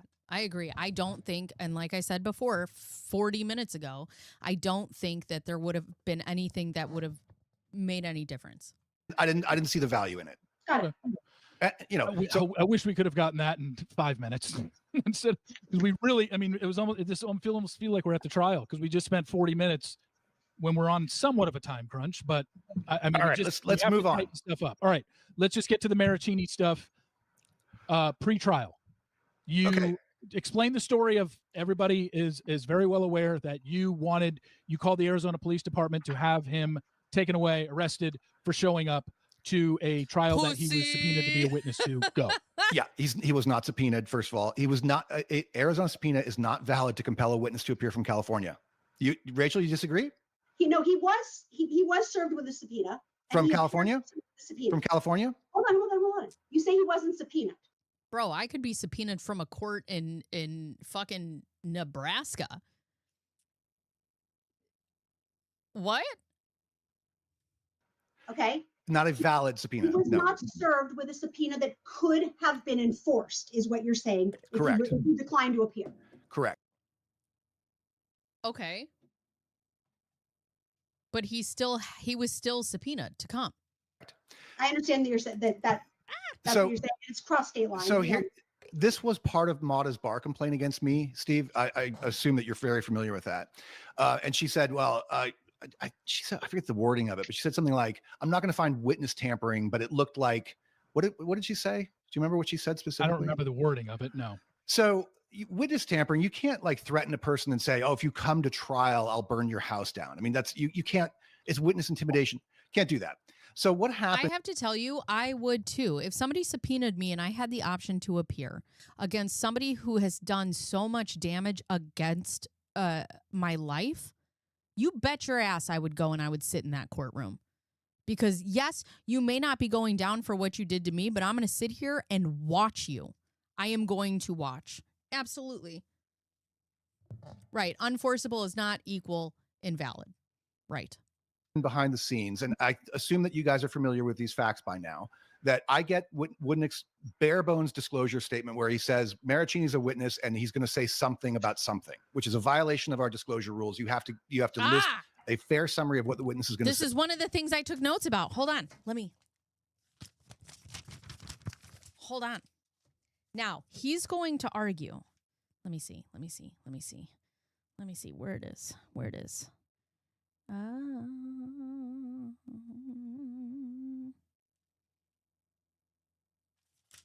I forgot. Wait, hold on. Where's my part about Maricini? Because he talks about, this is one of the things that somebody had put in my comments, and whatever. Anyways, he says that it is his legal right to interview Michael Maricini before this whole case. It is. It is his legal right. It's also Michael Maricini's legal right to deny him the opportunity to interview him. So there's that. Hold on. I know I found it, or I know I wrote it down because I didn't know that, which is a good thing to know. It's a good thing to know if somebody's like, I want to interview you before this. It's good to know you're right. And he had a lawyer, and the lawyer probably told him, you don't have to go and talk to this man. I wouldn't. Why would I talk to you? Let's see. Oh, you have the right to decline. Let's see. Gingras states that he has a legal right to interview Michael Maricini, but he had no legal obligation to submit to an informal interview. As a citizen, you have the right to decline, and I'm sure his lawyer told him that, to protect their client. You cannot be compelled to speak outside of a deposition or subpoena. If you want to talk to him, do that on the stand. And I think that's something that everybody should know. I wouldn't have known that, but that's what you have a lawyer for. Woodennick gave me no details at all. So I find this out and I pick up the phone. I call the only person listed as a contact for Maricini is his lawyer in California. And she goes, I don't know who you are. Maricini's not coming to trial. He's never heard of this case. We have nothing to say to you. I said, great. Can you send me something in writing to confirm that? And she did. This Randy Sue Pollock. Okay.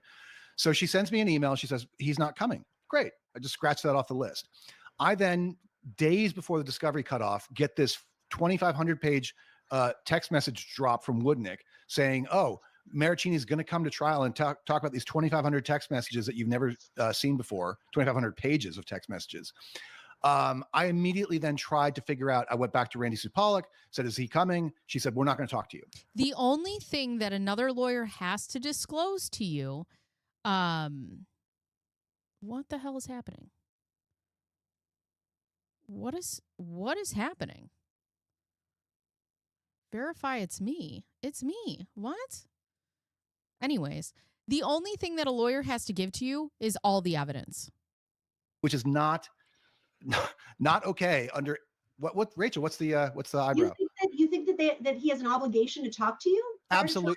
Discovery was still open. Discovery was still. So you had the right to depose him. Absolutely. He doesn't have an obligation to voluntarily be interviewed by you. Right. You could have, which is like absolutely basic law. You don't have the right to have a third party witness submit to an interview. You can depose them. Wow. Stop. Yeah. That is exactly the conversation. The way he talks to her, I don't know why this is asking me about confirm it's really you. I don't want to do this right now. Stop it. Somebody trying to get into my account. What's happening? Hold on. It's going to come up again. All right, let me put this over here. But that's the thing is like you don't have a right to anybody's other client. That I had with Randy Supalik. What I said was, I need to depose him, or he can talk to me. You can choose to be voluntarily interviewed if you don't want to be deposed. Right. So when he said that he didn't want to talk to you, then you should have formally deposed him. I was willing to do whatever was easiest. She said, you're doing neither. She said, we are not letting you talk to Mike. Okay. That's not okay. Had you gone through the proper legal channels to get him to talk to you, there's nothing that they could do to stop it. But you didn't do that, did you? Okay. And more importantly, the Arizona disclosure rules require substance of the testimony to be disclosed. I'm not supposed to be guessing on what he's going to say. Wouldn't it gave me nothing. Under the rules, I'm entitled to object and say you just say non-disclosure. This hasn't been. We got to move on because Well, hang on. I'm giving you shows up. Well, right? I'm giving you I'm giving you context that there were reasons why I had valid objections to him being there. No. Non-disclosure being one, absolute non-disclosure. You don't get disclosure from what he's going to say. You only get disclosure of what the evidence is that he's going to talk about, which is not what he's bringing. It's what you would get from Greg Woodnick. Holy shit. So Woodnick's failure to disclose was part of the reason that you felt justified in calling the police? Thank you. Good God. When he came? Stop. Can I finish? I'm not even close to fit. Dude, the way he talks to her is abhorrent. Well, if you let me get there. Let me get there. So I'm behind the scenes having communications with Randy Supalik, trying to get, all I wanted to do was get proper disclosure and an interview with the guy or a deposition. Either you take the pick. They just told me to pound sand. Okay, so then you should have gone through the formal legal channels and gotten a formal deposition. I then tried to talk to Woodnick about it. Guy wouldn't talk to me. I then requested a hearing in front of Mata so this exact issue could be raised, which the rule required her to set. She denied that. Why didn't you guys file motions then? I then told Woodnick, we have a problem. We cannot have this guy. We have a valid court order that says he cannot be within 300 feet of Laura. I'm not saying that, and I said this over and over and over in emails to every single participant involved. I said, I want Maricini to be there. If he has a reason to testify, he can come to trial. He cannot be within 300 feet of Laura, ever, period. And they're just, unless he's been subpoenaed to court, which he was. It is a valid subpoena. It does not mean that he was enforced in being there. It was a valid subpoena. He is allowed to show up to a courtroom. It's not like she was going through some sort of thing and he just showed up out of nowhere. Although Greg did, which is funny to me. said, go F yourself. So Laura that morning said to me, if he's here and is within 300 feet of me, she goes, I'm not going to stay at the trial. I'm just going to leave. So I said, what can I do? She said, I want the police to come and enforce this order. I said, okay, I'll try. So I tried every single possible thing. I called court security. I said, look, we have a court order. Here's a copy of it. Here's federal law. The Violence Against Women Act said the order shall be enforced, full faith and credit. Mata had no authority to disregard it, which she did. And I just tried to ask the police to enforce a facial court order. They then talked to Mata. She says, don't do it.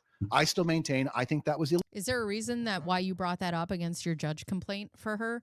That they were like, yeah, no, that's valid. Just wondering. Legal. I think that was Hi, a Jupiter. crime, but people don't agree with me. Okay. So look, I never said the guy can't testify. I just said he can't be within 300 feet of Laura. So put him how in is he gonna How is he going to testify if he can't be within 300 Exactly. feet? let Laura leave the room. Let him be in a different room. Let him. Why couldn't you have just asked the judge to let her leave? Rather than calling the police? When did I get a chance to do any of that? It's your job. It's your job. It's your job. It's your job. You have to stand up. You have to fight for your client.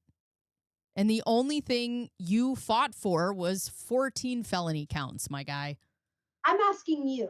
That is okay? well. If you go back and look at what I made, No, I'm talking about Greg when they were going through the case where like Clayton represented himself, and then what was her name? I'm sorry, I forgot her name. Deandra, when she came in and Greg was sitting in the background. Well, I'm talking before the hearing. That was funny to me. opening statement to the court at the beginning of the trial, raising these exact issues, and Mata just didn't want to entertain any of it. Okay, if she had given me options, I would have considered them. We just didn't. We did the best we could with what we had. Asking the police to enforce a valid court order to me is a not controversial thing. Asking the police to uphold a valid court order after the court had like subpoenaed him to be there and okayed it. Dude. I mean, yes, the IAH hearing. That's what yes. I just should have ignored it. I just should have said, sorry, Laura, California court orders don't apply in Arizona, even though there's a federal law that says they do. I don't know what you should have said that. But I think you might have said to your client, we're not going to call the police on him when he's here to testify. And we've known for months that or weeks, I don't know what it is, that he's coming to testify. Days. At that point, it was days. Okay. Yes. So well, now it's days because you said earlier that you didn't know at all. He just showed up out of nowhere. You didn't know he was coming. She said he wasn't coming, and now days before you knew? Been prepped that he would be there and not have the police called when he came in. Okay, I just agree to disagree. Also, in my opinion, I mean, I don't know if this is true, but I wish she would have brought up that's intimidation of a witness. Like, you can't do that. Agree. There's nothing. Anyway, we'll just see it. We see that differently. And again, we'll agree to disagree that you know the law and I don't. And, we'll just move on because I can't answer a goddamn question. And Mata did what she did. And so far, nobody cares about my arguments. That's not really part of our appeal. I understand it's part of the bigger picture, but. Just as a lay person, we did have security officers there. We did have police officers. What did you think was going to happen? What did she think was going to happen? He was going to jump over benches and attack her? What? Like, Steve, let's just be honest here. Steve, what was going to happen? First of all, you're asking a question that should be answered by Laura, not by me. But all I can say about that is she had a court order that said this man is not allowed to be this close to her. She also, whatever. I give up. Why did she want the court order enforced? Why wouldn't she? Why should she have to give up her rights because we just don't like her very much? It is also his right, if he is subpoenaed by the court, to be inside of the courtroom. Why should he have to give up his rights? Everything that you can say for Laura, you can say for Michael. It's anyway. I don't agree at all with what you guys are saying, and you don't agree with what I'm saying. So I just didn't want Maricini to be there and intimidate Laura and scare her just by looking at her. I don't care, Steve, if it was just bringing back bad memories. Okay. Laura should not have to suffer through that just because Clayton was on a TV show. Okay. That doesn't give him some. No client should have to. Or no client should have to, but they do. It's the way that our court system works. Superior right to make Laura feel the way that she felt. Nobody's claiming that it does. Really? Yes, really. Okay. All right. We're moving on to the next question. We're not gonna get very far with that. So. Okay. So I guess we'll move on from the trial. We know what the trial's decision was, and then. Obviously we'll just get to the most recent thing, which was the Court of Appeals denial. And you lost again. You kept your streak alive of losing in this case. Which, by the way, you said there was 0% chance. 0% chance. No chance in hell that Clayton was going to win this appeal. What lawyer ever says that? If they're being taken, if they're I don't. Serious. Did I say 0% chance? Yes, I played the clip. That's what I tweeted out. I have the clip. Well, you're welcome that I gave you that's such an easy way to roast me. Yeah. Guys, look. Yeah. But why did you say it when you my problem was I believed it? Because I have no problem with you believing your client was going to win. Or I think I'm going to win. It's the presentation of it when you made it seem like there was 0% chance when you've been in many litigations. You know it's a possibility you might not win something. I know you're Always. projecting confidence in winning, but it came across horrible, and then we ended up being right in the end. Well, Because that makes it that much sweeter at this point, but it ain't over yet, Steve. It ain't over yet. We may still get a 100% victory for Laura. We don't know. On So what? could be On what? On what? Because you're just taking L's, bro. right. I actually could wind up being right. We just don't know yet. We're I'm not. just talking about the appeal part. We're talking about the There's appeal. no chance you lost this appeal. Yeah.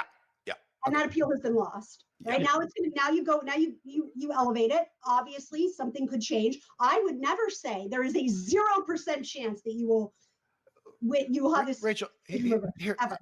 can I offer you like a cookie or something? What do you want me to say? What do you want me to say? Not that. Let's say 0%. Just say.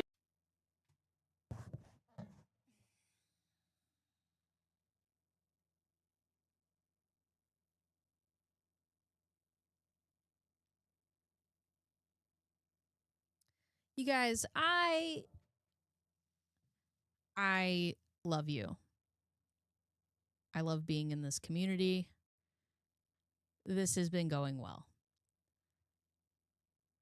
I am not sure how much more of this I can take. I feel as your newest cult member that you have officially just thrown me into the volcano to die. This is it. I have died after my human sacrifice, and I am in hell. Oh my God. What a fucking asshole. Decision was, and then obviously we'll just get to the most recent thing, which was the Court of Appeals denial, and you lost again. You kept your streak alive of losing in this case, which, by the way, you said there was 0% chance. 0% chance, no chance in hell that Clayton was going to win this appeal. What lawyer ever says that? If they're being taken, if they're I don't. Did I say 0%? Yes, I played the clip. That's what I tweeted out. I have the clip. Well, you're welcome that I gave you that's such an easy way to roast me. Yeah, guys, look. Yeah. But why did you say it when you? My problem was I have been hazed. Oh my God, I'm done. I'm done. You guys have officially brought me to tears. Because I believed it. Because I have no problem with you believing your client was going to win. Or I think I'm going to win. It's the presentation of it when you made it seem like there was 0% chance when you've been in many litigations. You know it's a possibility you might not win something. I know you're projecting confidence in winning, but it came across horrible, and then we ended up being right in the end. Well, that makes it that much sweeter at this point, but it ain't over yet, Steve. It ain't over yet. We may still get a 100% victory for Laura. We don't know. So I actually could be right. I actually could wind up being right. We just don't know yet. I'm not just talking about the appeal part. We're talking about the appeal. There's no chance you lost this appeal. Oh boy. And that appeal has been lost. Right now, you elevate it. Obviously, something could change. I would never say there is a 0% chance that you will have this. Rachel, here, ever. Can I offer you like a cookie or something? What do you want me to say? What do you want me to say? That's how embarrassing that your argument has been diminished too. Do you want me to offer you a cookie or something? Aren't you embarrassed? Say 0%. Just say you're confident in our case. We like our case. We've made a strong argument. I really like my appeal, and I think we have a good chance to win this thing. But to degrade everybody who says you're going to lose, and everybody who says who ended up all being right, to just do it the way you did it. I'm just saying you could have taken a more tactful approach. You don't agree with that? I hear what you're saying. It's Steve. Okay, Steve, we've never met. I just would like to ask, what is it about David Gingras that makes you think he could take a tactful approach? I will wait. Steve, we're living in weird times, man. I've been drinking too much Trump Kool-Aid, which again, I don't like Donald Trump. This is sarcasm. So much sarcasm that you bought a mug with his name on it. Sarcasm doesn't need props. What? Does Donald Trump ever say, "Oh, I'm going to lose the election," or "I'm going to lose this criminal case"? Or But it's why a lot of people don't Right. like him. That is part of the sort of So negative trend of society that I think a lot of us are not happy with where it's turned off going, by. right? That instead of having reasonable conversations saying, I'm really confident in this appeal, I feel like we're going to win it, we're taking the Trumpian approach and saying 100% victory. I mean, that's why the world is going where it is. Why contribute to that? I give you my unconditional apology God for damn it, using John. bombastic language that was just too confident. I shouldn't have said that. Can we move on? Okay. Yeah. It's not really what we're here to talk about. I don't think. Yeah. Okay. So the Court of Appeals denial.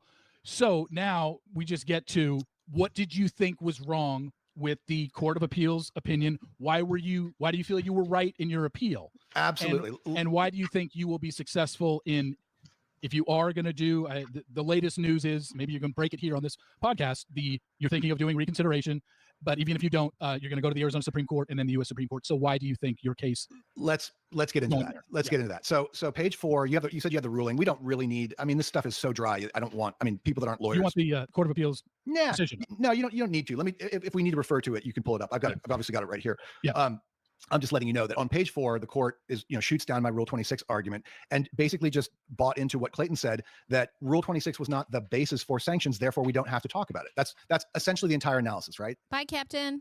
There were alternative bases for right. And I cited case law. Holgate versus Baldwin was my favorite one, but there were cases that I cited that basically said, and I'll paraphrase, that the existence of alternative grounds for punishing a person who violates Rule 11 or Rule 26 doesn't allow a court to disregard the safe harbor provision of the rule. A person has to be allowed to withdraw an offending pleading before they're punished for that pleading. Only under Rule 26. No, Rachel. Read your case. No, you're incorrect. So take me to Colgate. Pull it up. Are we really getting that detailed? I've read every single one, and not one of them says that you cannot punish conduct that could be punished under Rule 26 under an alternative theory of sanctions. That is exactly what Holgate, or was it? It might have been Rainbow. Look, I'm not going to get into that level. Read the pleadings. You don't agree with it. You don't agree with it. But I'm telling you. So, okay, I believe it was Ellsby that told me that I should make sure that I familiarized myself with Rule 26. And what I did was I went online and I wrote down basically what Rule 26 is and what Rule 26 isn't. So he says that Owens is protected by a safe harbor provision and she withdrew her case, therefore she cannot be punished. But that doesn't matter because when you read the appeal, the awarded fees are under a different rule. They aren't under Rule 26. They are under unreasonable litigation conduct. The Court of Appeals rejected Rule 26 by Gingras. And what is unreasonable litigation conduct in Arizona? It violates ethical rules or court procedures, such as frivolous claims, discovery abuse, altering, destroying documents, falsifying evidence, making frivolous discovery requests, dishonesty to the court, improper tactics, failing to communicate directly, contacting a represented client, and then Gingras claims the court lost subject matter the moment she was no longer pregnant, but that does not negate the fact that she has brought frivolous claims and altered documents before the court for the entry of, for the entirety of that year. She has still wasted Clayton's time and resources, and he also deserves protections. So we'll get into the other things, but that's what he's trying to argue. But if you look at, I don't remember what rule it was. He's arguing Rule 26, but unreasonable litigation conduct is a different rule, and that's what they gave him the sanctions under. So I did my research. The case law that I cited says that this analysis, you cannot simply disregard the safe harbor. When did Laura get her safe harbor, Rachel? When did she get her safe? You agree that there is a safe harbor? She wasn't entitled to a safe harbor prior to being sanctioned under 25, I don't know, 809, I'm forgetting the number now, G, right? There is no safe harbor under the statutes that both Judge Mata and the Court of Appeals agreed she was sanctioned or Clayton was awarded fees under. Okay, but do you agree with me? Do you admit that in Woodnick's first filing, he asked the court to grant Rule 26 sanctions. Do you agree with me with that?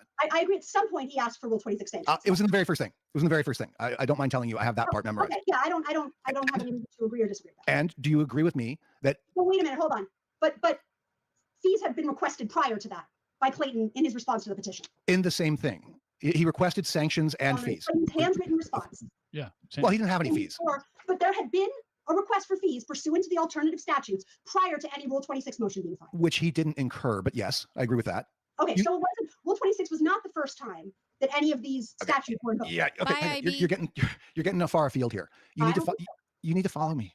I'm following you. There was a threat. Oh my God, for the way that he speaks to her is so disgusting. Sanctions under Rule 26. You agree with me? Yes. Yes, there was. Of course there was. Yeah. And that threat was in fact followed through on. There was a motion for sanctions filed, correct? Well, when you say the threat was followed through on, yes, a motion for sanctions was filed and then withdrawn.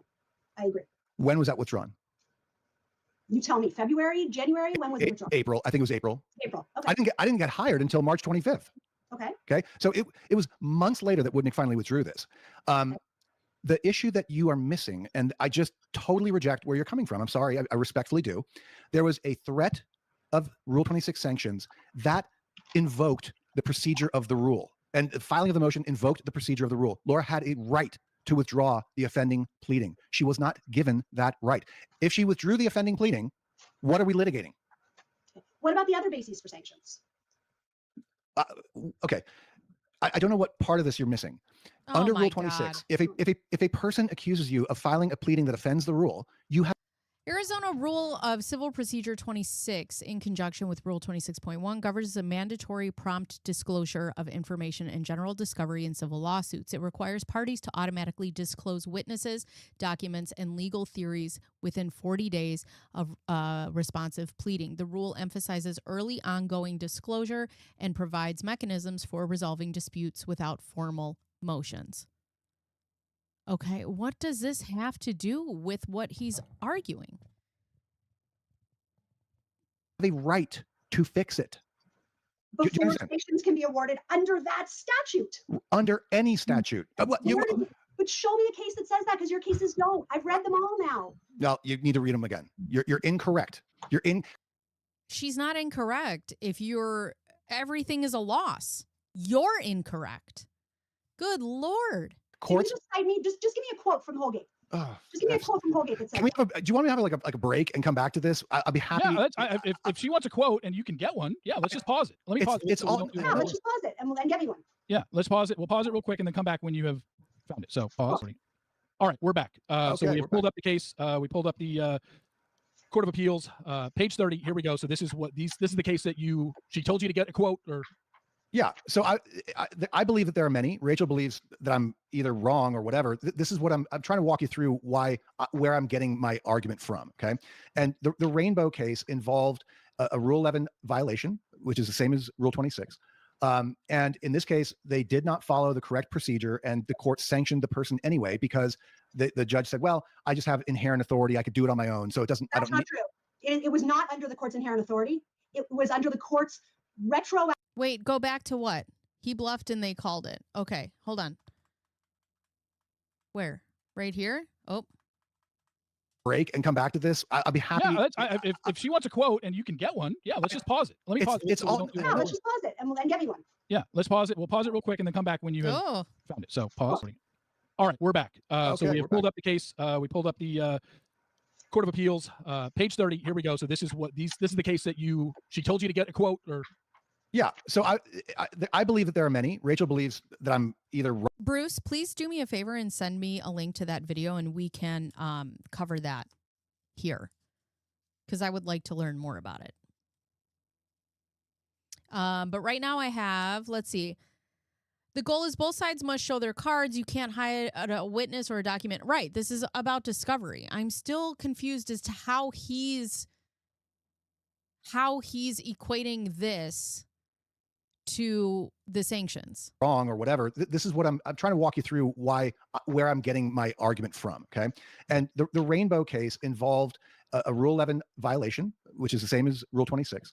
And in this case, they did not follow the correct procedure, and the court sanctioned the person anyway because the judge said, well, I just have inherent authority. I could do it on my own. So it doesn't, That's not true. It was not under the court's inherent authority.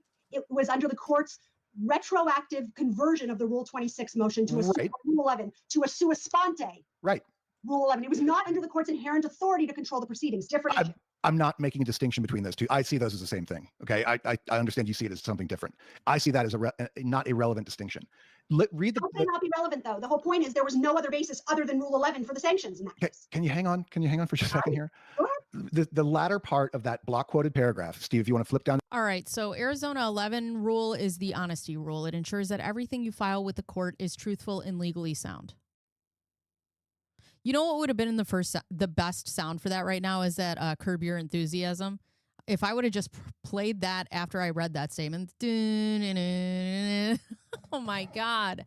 By signing a document, you certify that you've done a reasonable inquiry and aren't just making things up to harass the other side. It targets bad behavior, frivolous lawsuits, lying in motions, or filing things just to cause delays. If you violate Rule 11, the judge can sanction you. What? Which often means making you pay the other side's attorney fees. What? Now, Arizona Rule 26 is the evidence rule. These are not the same. Rule 26 set the ground rules for discovery, the process of trading information. Hey, who is that? Bruce the Moose is our resident expert on all things. Yes. Thank you. But yes, we will react to that, Bruce, because I'd love to hear your breakdown of it. Rule 26 set the ground rules for discovery, the process of trading information before the trial, all the evidence that you have. It defines how you get evidence, such as through depositions, written questions, or requests for documents. It targets information exchange to make sure that both sides have the facts that they need to prepare for trial. Rule 26 forces you to automatically hand over a disclosure statement containing your witnesses and documents within 30 days of the first legal response.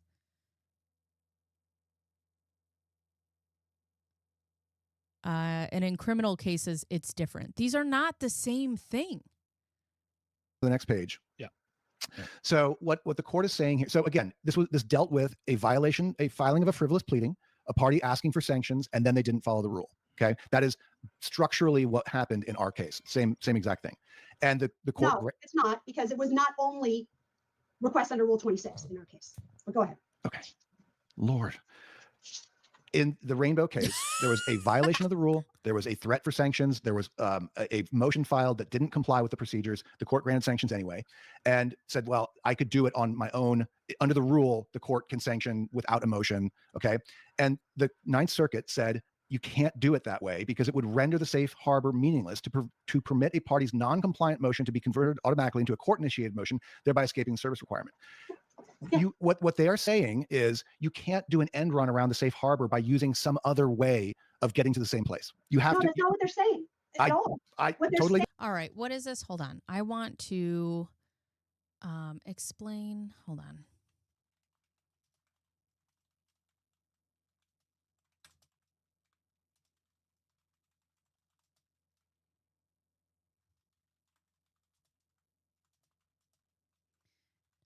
In case law. Hold on one second, just so we can get an overview of this case.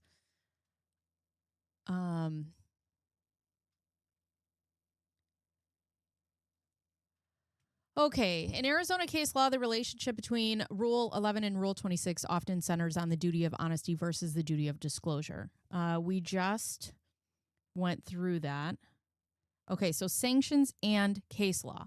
The Ratliff principle. In cases like Ratliff versus Corridata, courts have clarified that terminating sanctions, dismissing a case for Rule 26 discovery violations should be a last resort. Incremental process. A judge should typically try lesser sanctions like fines or evidence preclusion before dismissing a case entirely. Deterrence. The teeth of Rule 26.1 are meant to deter trial by ambush. If a party hides evidence, the court can block that evidence from being used at trial. The key difference is, if you are specifically looking at a Radcliffe case, it may be helpful to distinguish Okay, so we're talking paternity. So we're talking family court. Let's see.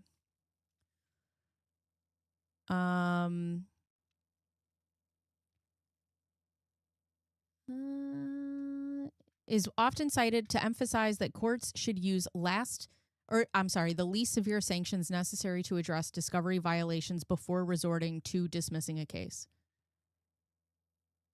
I don't understand. In family court, Rule 26 combines the responsibilities of signing documents with the duty of good faith. That's the whole point. What is he arguing about? He's saying that the sanctions shouldn't be allowed because of this rule. But the rule is a responsibility of signing documents with a duty of good faith. The judge found that she did not sign these documents in good faith. By signing any document, you or your attorney certify that is not being filed for an improper purpose, such as to harass the other party or needlessly increase legal costs. You are confirming that after a reasonable investigation, the claims you are making are backed by facts and current law.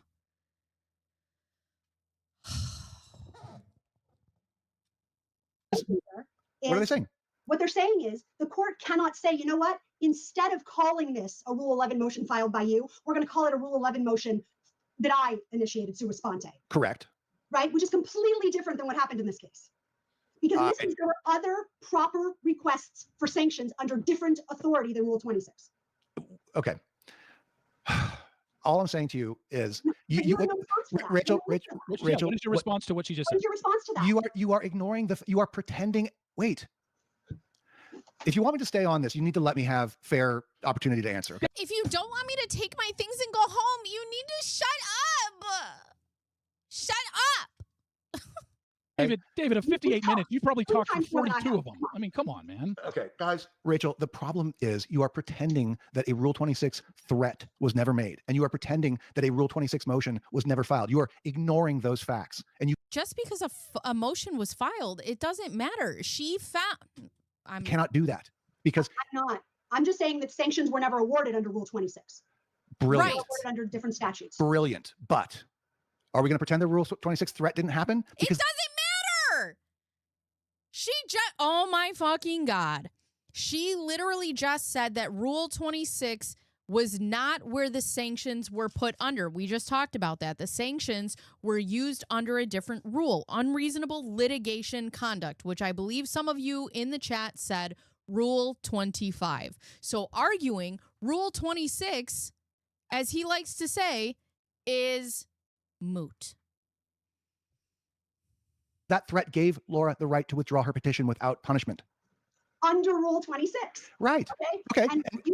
So wait a minute, hold on. This is important, though, because the only case I saw cited in either brief that actually deals with the issue of sanctioning that conduct under separate authority was in Winnick's brief. Hold on. Let me, Rachel, hang on. I'm not going to debate Winnick's brief with you right now. That's just not the level that I was prepared to go into right now. I'm just not. Right, but you've said in your, hold on, you said, I'm not prepared for you to show me proof that is going to disprove everything that I had to say. Highlighted this part of your blog. I cited plenty of legal authority for the idea that a Rule 26 violation cannot be punished under other authority. I know what case you're going to talk. I know what you're going to talk about. I know what you're going to do. But, you said I've cited plenty of legal authority, and you said the Court of Appeal just ignored that authority. Right. What is that authority? You're looking right at it. But there's no other authority. Okay, Rachel. At issue in Radcliffe. Oh, there's God. only the Rule 11. Listen, you got to let me answer. Okay. Follow me through on this. Follow me through. Oh, okay, my let's God. Just have a little, Why does he keep fucking saying that? Just make your point. You shouldn't have to tell somebody, you need to let me finish. Follow me here. Just come with me here. Real quick. Just argue your fucking point. Or no thing here. Do you agree with me that under Rule 26, Laura had a right to withdraw the offending pleading? Did she have that right or not?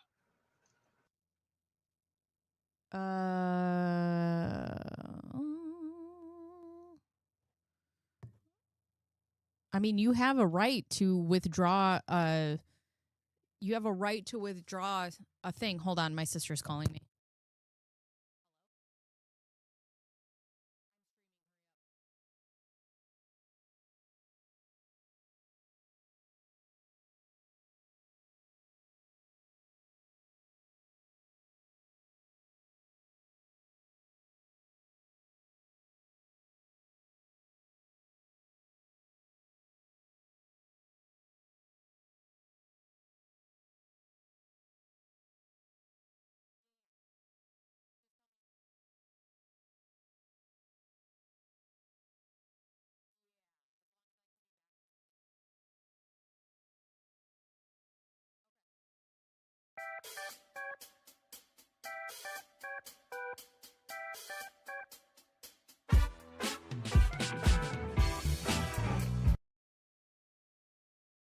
Sorry, that was my little sister. For those of you who don't know, my little sister lives with me. She's 17. She's going to be 18 in May.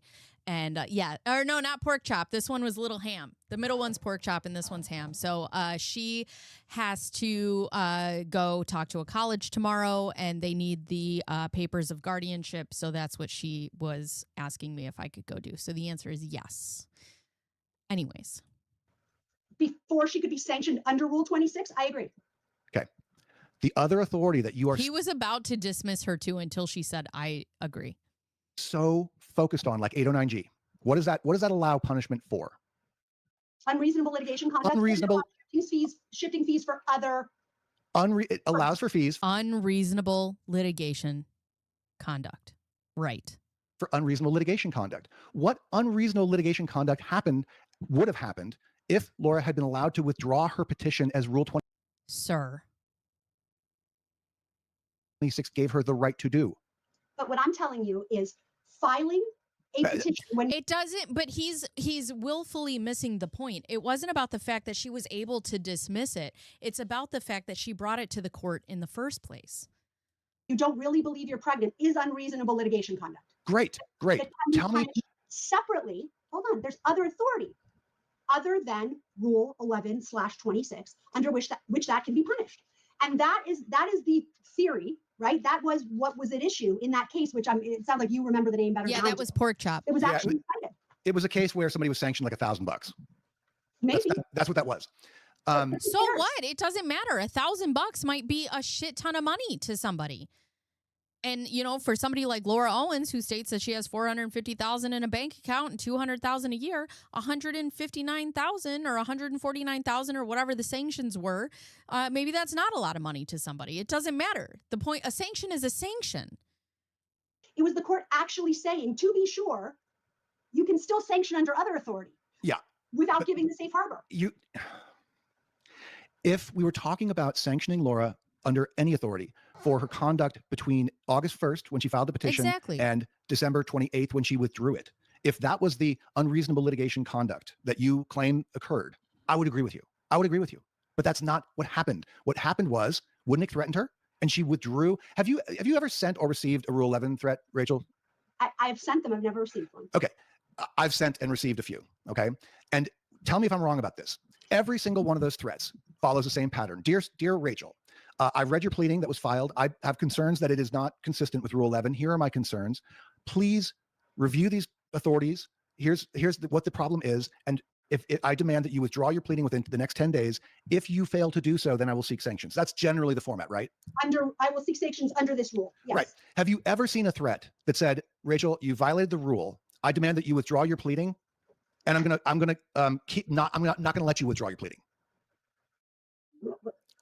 She was punished for conduct that the court wouldn't forced her to engage in. She was punished for something that she brought forth to the court. She was willingly engaging in it. She started it. They ended it. Laura had no intention of continuing this litigation past December 28th. Okay, but and then she was sanctioned for unreasonable conduct past December 28th. That makes no sense. All of these arguments go to, and I told Steve this, what I think is your best common sense argument, which is that really what Clayton should have done was just given up after December 28th. No. This is where there's no legal authority supporting your position, because you just conceded a second ago that you would agree with me if she had been sanctioned for the litigation conduct between August and December under different authority. But that wouldn't be the case if you really believed that Rule 11/26 provided a safe harbor against any sanctions related to the filing of a frivolous, not frivolous, but the improper filing of a pleading. Because I wouldn't call it sanctions. What I'm saying to you is, my view of the law is, if Laura engaged in sanctionable conduct, a violation of Rule 26, we address that under Rule 26, right? No, wait, we addressed that? What do you mean? You didn't address it. It was not addressed under Rule 26. Hang on, that is the legal argument that I made in the second part of my opening brief that you said was after Rainbow, the next section where I said that she was protected under for the safe harbor applied to relief under other authority. And what I was saying is, if you read the arguments that I made there's a general rule in Arizona that when a statute provides a remedy for a wrong, that remedy is exclusive. Okay, so you can't say You violated Rule 26 because you signed a pleading that wasn't true, which Rule 26 says you are not allowed to do, right? You can't use that violation for punishment under some other authority without following the Rule 26 process. But the Court of Appeals disagreed with you on that point as well. It did. It is not an exclusive remedy. Okay. There's another remedy for unreasonable litigation conduct, which within it can include the filing of a pleading that is unreasonable. But the court said it was more than that. There was a host of unreasonable things that were done. The court refused to give Laura the safe harbor she was entitled to, and then it punished her for unreasonable conduct after it refused to let her drop the petition. If you think that makes sense, then you and I are just cut from different cloth, okay? Why should a court allow someone to drop a fraudulent petition that they brought forward? I've done a lot of litigation where people have engaged in sanctionable conduct, and I've asked for sanctions and tried to get punishment through any means possible. And I've never seen a court disregard the safe harbor provision and say, oh, so you lost those too? That's a weird flex. Just going to sanction you $150,000 for doing something that was a violation of Rule 11. Yeah, tomatoes in the chat, please. Tomato, tomato, tomato. Boo, boo this man. But I'm just going to call it something else. Okay, so you've sought sanctions under other statutes, no mention of Rule 26. And the court has said, wait a minute, hold on. That could also be a violation of Rule 26. Therefore, I'm invoking a safe harbor with respect to a rule that doesn't have a statutory safe harbor. You're not listening. Stephen, I'm totally listening. We got to move on. We got to move on from that. I've asked for sanctions. We got to move on. That's the fourth time that when she has spoken, he has been like, we have to move on. In cases, and courts just go, no. If a person withdraws a pleading, we're done. Okay. Because that's the safe harbor. That's what they give. That the safe harbor gives them a reward for doing the right thing. Laura never got that reward. Laura never got that reward. Under Rule 26, though, is the whole point. If there was no paternity petition pending, how could she have acted unreasonably in litigating the petition? Okay. Are you alive? Or is this like Weekend at Bernie's and somebody's just holding you up? If there was no paternity petition pending, how did she act unreasonably in litigating this petition? She brought it forth. She brought forth a fraudulent claim to the court. Hello? There wasn't any paternity when she tried to withdraw it. There were other issues before the court. Oh, for God's sake. Okay, we're talking in circles. We're talking in circles. What about the fact, so let me just stop you there. What about the fact that she filed a request for mediation when she knew she was no longer pregnant? Right. When Clayton didn't have a lawyer. Doesn't matter. She was using it to intimidate and harass. She claims that she knew she was no longer pregnant and still filed for mediation because he refused to talk to her. So she wanted to get him in front of her. Thank you. What a great point, Rachel. I'm just asking you, what about that? Was that reasonable litigation conduct? What if Clayton consulted a lawyer at that point? Because he didn't have to go to mediation. What fees did that cause? Time? What the fuck? I'm asking you. What if he had consulted a lawyer at that point? Would that count? What fees did that cause? Sorry, my phone's ringing. No. I'm asking you. Right? Because we disagree on the causal connection requirement. If he consulted an attorney because of her request for mediation, and the court found that she filed. I'm asking you if. You asked me to engage in a hypothetical, I'm asking you to engage in a hypothetical. Okay? If he consulted an attorney because a request for mediation had been filed, and she filed that knowing she was no longer pregnant, could she be sanctioned for that? Not without following Rule 26, if that's the violation. Could he ask for fees? Could he ask for fees for unreasonable litigation conduct during that window when this unreasonable conduct was happening? Also, too, I do want to say, you said clearly Clayton had pro se fees, but also I do want to tell you, as somebody who went pro se in the court for a while, to file petitions and motions, that costs money. Even though you're pro se, it still costs money. I had to file an emergency motion to get in front of the court so that I could take custody of my sister. It was an emergency petition for guardianship, and I believe it cost me $400. So, yes, it does incur fees. Sure. Of course he could. Of course he could. I've never said that was not the case. Well, I still maintain if the unreasonable litigation conduct is a Rule 26 violation, we resolve it under Rule 26. If the unreasonable litigation conduct was something else, then we don't look at Rule 26. I agree with you completely. Okay, but what if it could be a Rule 26 violation or something else? The same conduct can violate multiple rules. Right. No. So Rule 26. Yes. And by your own logic, the same conduct can violate not only Rule 26, but Rule 11, which you already brought up, which is about frivolous filings. Dude. Deals with signing pleadings. Okay. It doesn't deal with conduct. It does not deal with conduct. But signing a pleading is conduct.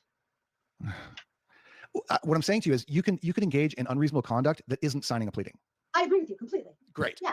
And if that happened, and if Laura engaged in unreasonable conduct that wasn't signing a pleading, and that conduct caused Clayton to incur fees, I agree with you. You could recover that under something else. Absolutely. So yes. anytime, so what you're saying is anytime you sign a pleading, that cannot.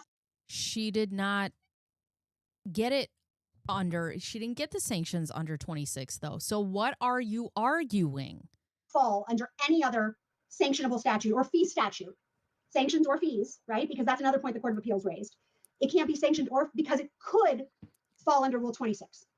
It does fall under Rule 26. And if you sign a pleading in violation of Rule 26, you are answerable under Rule 26 if the process is followed. Right. But what if you decline to bring a Rule 26 motion and you instead seek fees or sanctions under Rule 25, 809? Actually, you know what's awesome that you asked that? Because when Steve and I were talking about doing this, I had a copyright infringement case in Massachusetts a few years ago. And the plaintiff was a lawyer. Why are you laughing? Because Steve started wiping his face. Anyway, I had a copyright infringement case in Massachusetts. It was called Small Justice. Small Justice was the name of the LLC. But anyway, it was a weird and it was a frivolous and it was a Rule 11 violation that the guy did. But we didn't seek sanctions under Rule 11. We didn't go down that road. We litigated the copyright issue. We won and we applied for fees. Which is exactly what just happened to you. They filed it under Rule 25. What? And the court awarded fees. And we appealed and we won the fees on the appeal. So I agree with you. But I put that in my brief. I put that in I think it was my opening brief or the reply, that Clayton had a choice here. He could have done this a couple of different ways. But the thing that he actually did was try to use the Rule 26 process. But he did it wrong. And then the MATA screwed up by not allowing Laura to invoke the safe harbor. Right, but the safe harbor would have only shielded her against sanctions under Rule 26. You have yet to point to any authority which says, oh, you had another request for fees pending under separate authority. The Rule 26 safe harbor protects you from sanctions under that statute as well. Right. I'm saying show me the authority, because the only authority I've seen which even touches on that subject from either brief finds the other way. It cuts against you. Okay, Steve, can we move on? Because we're not going to get. I don't agree with you, Rachel. I don't agree with you. I respectfully disagree. And so far, the court says I'm wrong. But let's keep going. I just think that was actually something that I wanted to bring up. I mean, you have argued your side on this. Like I said, most of this we can agree that in an hour and 12 minutes, it's been mostly you talking. But and you're obviously stating your case and you want to defend your side. But we do have a ruling from the Court of Appeals which says your argument is not grounded in law or fact. In reality. So clearly Rachel's not the only person sitting here that disagrees with your arguments. Yep. Court of Appeals shot you down. So it's like, why do we have to, every time Rachel says something, you're just like, oh, you're not listening. It's just like, I don't get it. She is listening. She's listening to every word you say. And she's presenting something, and then you come back and shake your head and you know what? Fuck yeah, Steve. Fuck yeah. God damn. Let's go. Because we are miles apart on some really basic fundamental things, and I just can't comprehend. Right, but 3 appellate justices are on my side of the miles apart. Right, is what I'm saying, and you can't conceive of how we could all think this. Yeah, Rachel, your position, and we've already talked about this, and so I guess I'll just repeat it again. I don't. That's why I don't want to waste time, Steve. We have other things to get to. But your position is, we just ignore Rule 26, even though there was a Rule 26 threat, even though there was a Rule 26 motion, and even though there is a Rule 26 safe harbor, we're just going to ignore all of that. Right? We're going to ignore all of it. We're going to pretend it's not real, doesn't exist, doesn't matter. And because there's other ways to get sanctions. But the problem in your argument, the flaw as I see it, is you're not putting any weight to the fact that the safe harbor gave Laura a right to stop the case and avoid punishment up until that point. Okay, you're just ignoring that. You have no. Show me authority that says a judge can litigate a paternity petition where there is no child. Oh no, I'm showing you authority, which is Karen Cheney, saying that exercising your right to the safe harbor and withdrawing the offending pleading under Rule 11, right, does not mean you're protected from all sanctions. Right. For other Sanctions can be imposed Right. under other statutes or the court's inherent authority, which, by the way, you said was the same, which I disagree with, and so does the Ninth Circuit. But it says, because none of these alternative avenues were pursued. That's dicta. You're reading dicta in a case where that didn't happen. But you have no, but yes, I'm reading dicta, although it's very express dicta. But No, you it's- have no authority whatsoever for your position, where the court is actually holding, you know what? I understand this could be sanctioned under Rule 11. However, the court tried to sanction it under, in this one, 28 U.S.C. 1927. I'm going to go ahead and find the safe harbor. Did you read my discussion of 1927? It's a different statute. I'm saying this is the closest that comes. No, It's the closest that it comes. I know, because but you don't have any authority supporting your position. And so dicta for this case, which is not entirely on point, I agree with you. It's not a perfect analog. My authority, Rachel, is that if Rule 26 gave Laura a right to stop Hi, Toadette. the unreasonable conduct that Clayton believes was happening, that she had a right to stop it. She had a right to say, I waved the white flag for whatever reason, either because she admitted that the whole thing wasn't true, or just because she miscarried. Whatever the reason, she had a right to end the litigation under that safe harbor. And You do not have a right to falsify documents, to bring forth frivolous claims. You do not have a right to do that. was not given that right. So if I file a copyright claim against Steve, okay, and then he files a counterclaim against me that I actually infringed his copyright or whatever, that I interfered with his business relations. No, stop. And he has a request for affirmative relief. And then he gives me notice, he serves whichever the applicable rule would be for, Rule 11 violation. And I say, okay, I'm withdrawing my pleading. That does not give me a right to stop the case. Of course. I agree with you. But if your counterclaim was that the claim that was originally brought and then withdrawn was fraudulent, you win. You won. When Laura withdrew her petition and said, I'm not pregnant anymore, whatever Clayton's counterclaim was, he won. At that point, there was nothing to fight anymore. The issue that you guys wanted him to fight was, did she lie from the beginning? Was the whole thing a abusive process? Okay. Mata had no authority. She had no subject matter jurisdiction to decide a civil tort claim like that.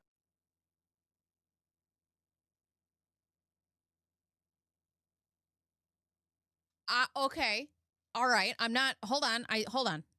The jury trial. We just disagree that it's a civil tort claim. That's all. Okay. Right, because she brought forth a frivolous claim in family law. So Judge Mata can rule that she did that she brought forth a bad faith paternity case. So he wants to say now it's a civil tort case. Okay. Okay. So now we just want to change where it goes. I see. All right. Oh my God. Okay, so to that point, you know the date better than I do. When did Laura say, I'm not pregnant? There's no pregnancy here anymore. December When did she 14th? say it? When did she say it? The first pronouncement of that fact was in her motion to dismiss on December 28th, which literally says petitioner is no longer pregnant. Okay. But way before my time, way before I was there. Way before you there. It doesn't matter if it's before your time. You need to know the case. Hookup happened, and this is me, layperson again. Hookup happened, we know, May 20th. Mm-hmm. She says found out 11 days later she was pregnant. That's kind of random, but anyway. May 20th hookup. December 28th. Can I give you a little, the timing, the 11 days? Yeah. In my paternity case, when I got sued, it was 5 days. Okay. 5 days. 5 days between the hookup and when she said And she was pregnant. But go ahead. May 20th hookup. December 28th, she says no longer pregnant. Right. And I think you have stated, hey, why didn't Clayton, basically you're saying, why didn't Clayton drop the case in December? Like when she said this, hey, there's no baby here anymore. Why are we even debating this? Why is this a case? Right? Right. Okay. That is, doing my math correctly, that's 7 months after this hookup took place. Okay. This man was disparaged by this woman. yes. From the second she went to the Sun in September. And December 28th minus, and then on November 2nd, in a hearing, she stood up in front of a judge and said, Judge, can I show Clayton my belly? I am 24 weeks pregnant. Yes. It is Clayton's. Here's my belly. Right. So on December 28th, when she says no longer pregnant, wouldn't you, as the man in this situation who has been disparaged by her for 7 months, wouldn't you just be like, well, I'm just going to dismiss this because you literally dragged me through the mud for 7 months. And if you are no longer pregnant now on December 28th, this isn't a 6 or 8 week pregnancy where you had some blood dribble out in a toilet. Sorry for the graphic nature. at 7 months, where are these children? Well, Okay. and that's the other thing too. Yeah, where are these children? And also, let's say Clayton did want children. Where are they? How come she has no proof of where they went? These are children that, this woman is just throwing around so frivolously like she does with everything else. How do we know she didn't murder these babies and throw them in a garbage can? I mean, where are they? Where did they go? Toward the therapy? LSB, you are an angel. Thank you. Yes, I have errands. I can chime Megan. LSB, thank you. This is so aggravating. Oh my God. Right. But that's the thing. Also, if there were legitimate babies and she did have a miscarriage at 24 weeks, where are these children then? You ready? Where are they, David? This is the one thing that I think everybody wants to know. Right. Okay. How in the world was she 7 months pregnant and on November 2nd stood up with a belly and showed everybody, I've got a giant belly. I'm pregnant with twins. They are Clayton's. If she says she miscarried the next day on November 3rd, she's still 6 months pregnant. Okay. Where are these children? All right. Can we take this one step at a time? Yeah. You and I talked about this before. And the issue that I have with what you just said, hang on, everyone's No, my dog's elsewhere. working. No, it's just working. What you're making is a very passionate plea that Laura did all these things and disparaged Clayton for months and months and months. Yes. And you have never heard me say that I think there should be no recourse for that. You've never heard me say that. You've never heard me say that that's okay. You've never heard me say that that's not actionable. What I've said is that's not an issue for family court. That is a defamation claim or something similar. Bro, she used the paternity case to disparage him. She brought it to family court to intimidate and harass. Even if it's not for family court, she used family court to get there, which is how she got here in the first place. Abusive process would fit this perfectly. And Clayton could bring those claims, still could. The statutes run on defamation, but abusive process has a 2-year statute. He could still sue Laura. I mean, at this point, he has a judgment. You can't recover twice for the same thing. But what he could have done. He's about to recover. I want to know what this goddamn plea deal is. What I think he should have done, if everything you're saying is true, if every word of what you just said is true, the remedy and the recourse would have been when Laura moved to dismiss the family law case, you go, fine, we're done in family court. Bye. Here's your summons. I'm going to file a civil suit. Here's your complaint and summons to appear in civil court where you have a jury trial right and more procedural protections than what family court gives you. And he could have gone through that process and every single argument I'm making would go out the window. If you read the federal version of Rule 11, the committee comment notes under that literally say, and Rachel, I'm giving you a freebie here. The comment notes say, Rule 11 safe harbor does not protect against malicious prosecution claims. Of course. So everything I'm saying, and I've said that from day one, I've never tried to say that you can't be sued for engaging in the safe harbor doesn't protect you. It just gives you a right to stop. It gives you a right to end the harm.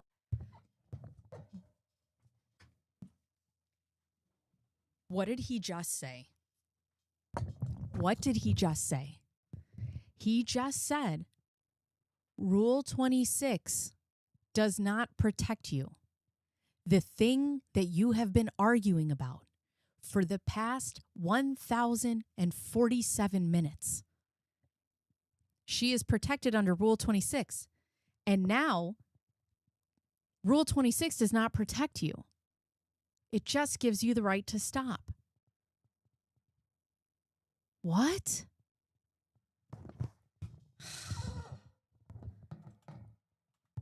Everything I'm saying, and I've said that from day one. I've never tried to say that you can't be sued for engaging in the safe harbor doesn't protect you. It just gives you a right to stop. It gives you a right to end the harm that you're allegedly causing and limit the damages. Okay.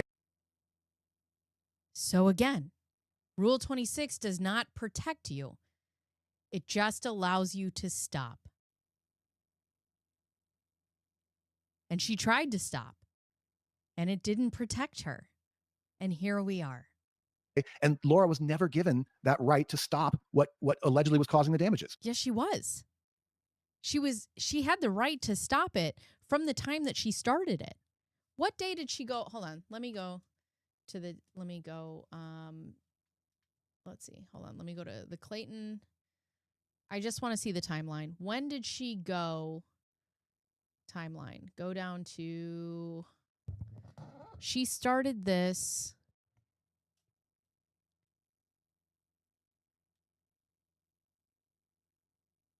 in When did she go to court for the first time? Children without. Laura files petition to establish paternity August 1st. August 1st. She had any time between there and November 24th or whatever when she said that she wasn't pregnant anymore to stop. And she chose not to. And Clayton has a right to rebuttal. That's where, Rachel, that fact is why you and I are butting heads so strongly, because I don't understand how you think it's okay for a court to force a person to involuntarily litigate a claim and then punish them for involuntarily litigating the claim. That is madness to me. Yeah, well, we just disagree, because I don't believe that Rule 26 gives you an absolute right to stop and be free of sanctions under any authority if you've engaged in other offending conduct. You're completely correct, with a couple of caveats and contingencies. If, like I said, if Laura engaged in unreasonable litigation conduct between August 1 and December 28th. No need to say if, because she did. And that unreasonable litigation conduct caused Clayton to incur fees. Yes. Could he recover that? Absolutely. So then what is the problem? Absolutely he can. Yes. Okay.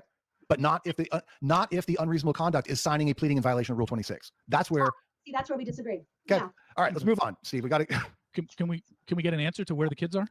Oh, so my take on that, my understanding of that is Laura miscarried earlier and just didn't know it.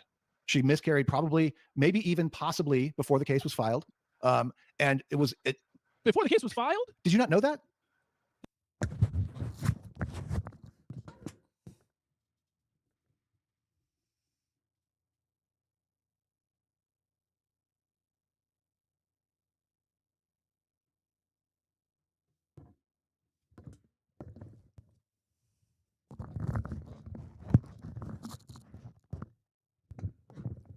Okay. That she was that she might have miscarried in July? I believe that's what everyone is now saying. That's what our expert. How do you explain the then baby why do you do this and say, can I show my belly? How would she have a belly in November if she miscarried in July or August? Have you Thank you. seen the pictures of her body? That belly was real. The belly was real. What medical Okay, that's fine. The belly was real in November. Where the fuck are the babies? explanation exists for it? Our expert had no problem saying, I've seen that a million times. It's not common, but it happens. Yeah. Steve, I'm just telling you, man. I know, but nobody thinks Mitchell was worth a damn. He was awful up there on the trial. This is my bigger question, right? This is a woman who claimed she had. All right, I'll back up the video. What the fuck? She miscarried possibly before she filed in August. On that, my understanding of that. Which, if she miscarried before she filed in August, still means that she brought frivolous claims to the court and that she had misconduct in the court. Yeah. Woo! Is Laura miscarried earlier and just didn't know it. She miscarried probably, maybe even possibly before the case was filed. And it was before the case was filed? Did you not know that? That she might have miscarried in July? I believe that's what everyone is now saying. That's what our expert. How do you explain the then baby? Why do you do this and say, can I show my belly? How would she have a belly in November if she miscarried in July or August? Have you seen the pictures of her body? That belly was real. The belly was real. What medical explanation exists for it? Our expert had no problem saying, I've seen that a million times. It's not common, but it happens. Yeah. Your doctor couldn't use the term pre-cum. Shut up. Steve, I'm just telling you, man. I know, but nobody thinks Mitchell was worth a damn. He was awful up there on the trial. This is my bigger question, right? This is a woman who claimed she had an extremely high-risk pregnancy and was pregnant with twins. Yes. She never sees a doctor? She did see a doctor. When? Mom doc on November 14th, and she goes in and that's when the pregnancy was confirmed to be over. Yeah. November 14th. She claims to have conceived in May. And by the way, all the documents or all the things where she says, like, well, they asked me what date I conceived. Nobody asks you what date you conceived. They ask you the date of your last menstrual period. But regardless of that, she claims to have found out she was pregnant. What is it? The very end of May, Steve? Or very May 20th was the hookup. Okay. And then either May 31st or June 1st, where she said, May 31st. That is okay. So but that's still the only question to ask Gingras right here is if she miscarried in July, then why did she bring forth the petition for establishment of paternity in August? What the fuck? So 6 months she went, May 31st to November 14th. There is no woman with a high-risk pregnancy with access to medical care who does not see a doctor for the first 6 months of her pregnancy. If they're keeping their child, or ever. you're right. And if they're not keeping their child, you're wrong. Women don't go get sonograms when they're going to have an abortion. That's just that is a.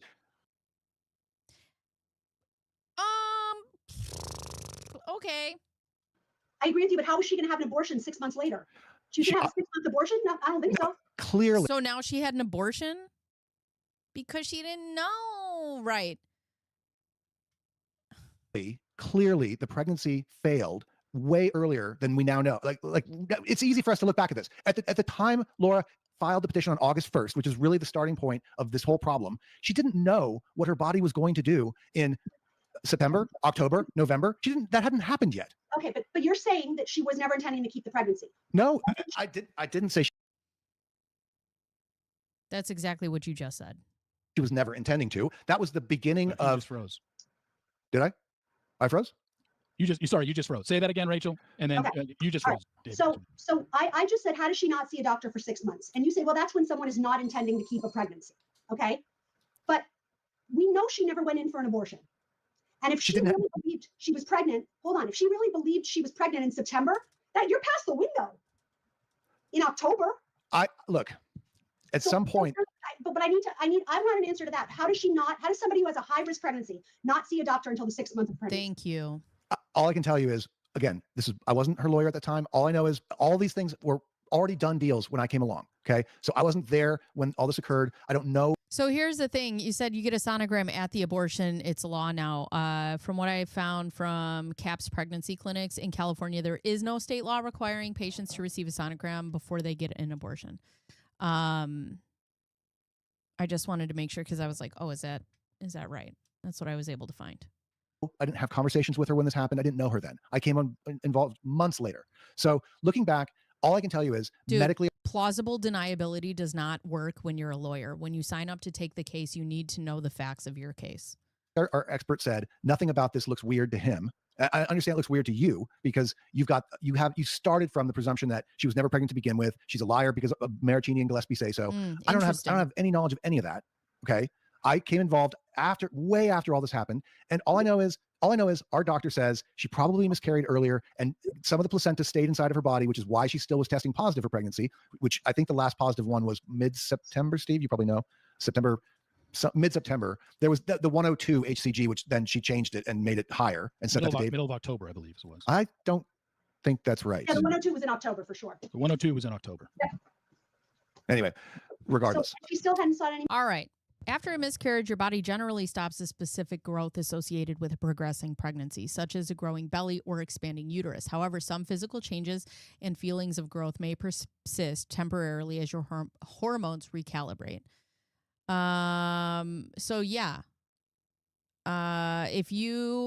Let's see. Once the body recognizes the loss or the tissue is passed, the uterus typically returns to its pre-pregnancy size within 4 to 6 weeks. But she said that she was 100% pregnant and wanted to show Clayton the baby. Okay, so let's say, so you're telling me also she has a high risk pregnancy and she wanted to show Clayton the baby in November and she has had no sonograms between August and November. That's one thing about being high risk is they monitor you closely, including sonograms. Medical care. Yeah. Well, and your explanation for that is, well, you don't do that when you're going to terminate a pregnancy. But she was way past the point of being able to terminate at that point. If you're right about that, I don't know. My wife has never been pregnant. I don't have any children. So I don't know what the criteria are for when you're allowed to terminate or whatever. Look, all I can tell you is my knowledge of the facts of when the pregnancy ended based on our expert testimony So Bruce has just said the 10-day safe harbor started on December 12th of 2023, ended December 22nd of 2023. Laura's dismissal attempt was on December 28th of 2023. She didn't follow the guidelines of what they gave to her. So they did give it to her and she didn't do anything with it. Thank you, Bruce. His position probably before the case was even filed and Laura just didn't realize it. Okay. So, but again, But if she was high risk, how did she not know that she was still pregnant, molesting her belly November 2nd or whatever day it was? She would be going to a doctor and she would be having sonograms. And ultimately, what does that have to do with the outcome of this case? Did all of that cause $150,000 in fees to be needed, to be necessary, to be reasonable? I don't see it. Even if everything you're saying is right, Rachel, even if your entire theory is correct, that the whole thing was a sham from day one, she stopped it on December 28th. And again, like I've already said, Clayton could sue her for the conduct that she committed during that time period, separate and apart from anything in family court. Okay, but she didn't stop it on December 28th. She did. She tried to. Right. Yes, she was going to dismiss with prejudice, right? But now her claim is that everything before that, right? She was basically going to stop the case, but then when she found out she wasn't pregnant, but instead she used the process of the court to request mediation. Why? Which was denied. Why didn't the court sanction her for that? Because there were no fees incurred from that. And you're saying, I mean, that's the question, right? Didn't Clayton incur some fees? it doesn't matter. She went after his jobs. She went after his character. She took his time. She took resources. And then he had to incur. I mean, just because something doesn't cost you physical money doesn't mean it doesn't cost you at all. And I think $149,000 is generous for what this woman has done to this man over the span of a year. Couldn't he have incurred some fees before he had counsel appear for him? If you're right, Rachel, then the outcome here is the judgment for 150 gets reversed and remanded and sent back for a recalculation of what fees were incurred from the unreasonable conduct while it was occurring. But I don't think you made a causation argument in your appellate brief. Well, look, I didn't see one. You didn't challenge that issue on appeal. That wasn't before the court. I totally disagree. So what he's trying to argue is that there must be a direct link between a person's bad specific bad behavior and exact fees being awarded. I don't know how you do something like that in this case. She did this consistently and lied on a consistent basis over an entire year. She sucked up a year of this man's time. She emailed his family. She went after people he knew. She tried to send subpoenas to somebody he didn't even know in Miami, Florida. It's ridiculous. She went out of her way to ruin this man's life. But look, can we move on from something? I mean, we're just going in circles. I mean, I've got Steve. I'll give you another 30 minutes, and that's fine. But I just let me bring up one other thing. To me, I think Rule 26 is interesting. Structural error we've not talked about. I feel like that's worthy of a discussion. And Rachel, whatever strength or weakness you think exists in my Rule 26 analysis, I've not heard anybody, and the court, to the extent that it addressed it, I just emailed you, and I think you were kidding when you said you're wrong, when I explained to you my view of what I found. That the court talked about the structural error after saying it didn't apply. The court cited this case called a manual and says, while a trial court's reliance on extrajudicial information may give rise to a claim of bias apart from structural error, see State versus. Here we go. I wrote about this too. Manual.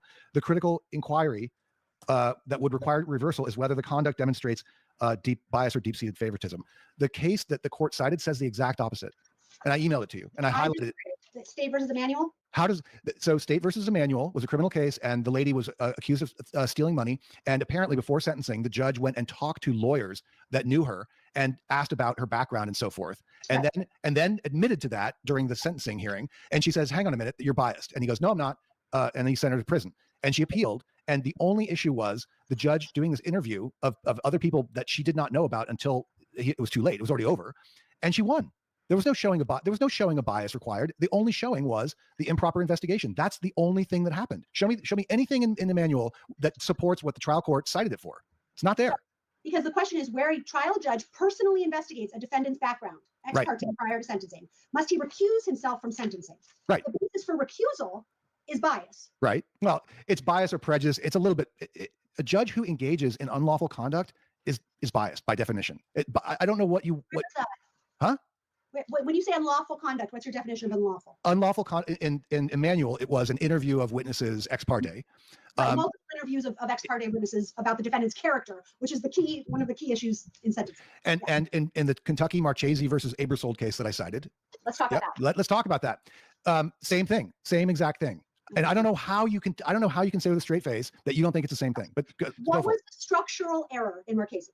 that the judge, in the middle of an order of protection hearing, said to the defendant or All right, listen, he's going to argue that the judge was out of pocket because she did some outside research on the case. But I did some research on that. And to prove deep-seated favoritism requirements by a judge, you have to prove that bias is so extreme there that a judge could not be fair. That the extrajudicial evidence, bias is easy to prove if it stems from an extrajudicial source. I cannot talk right now.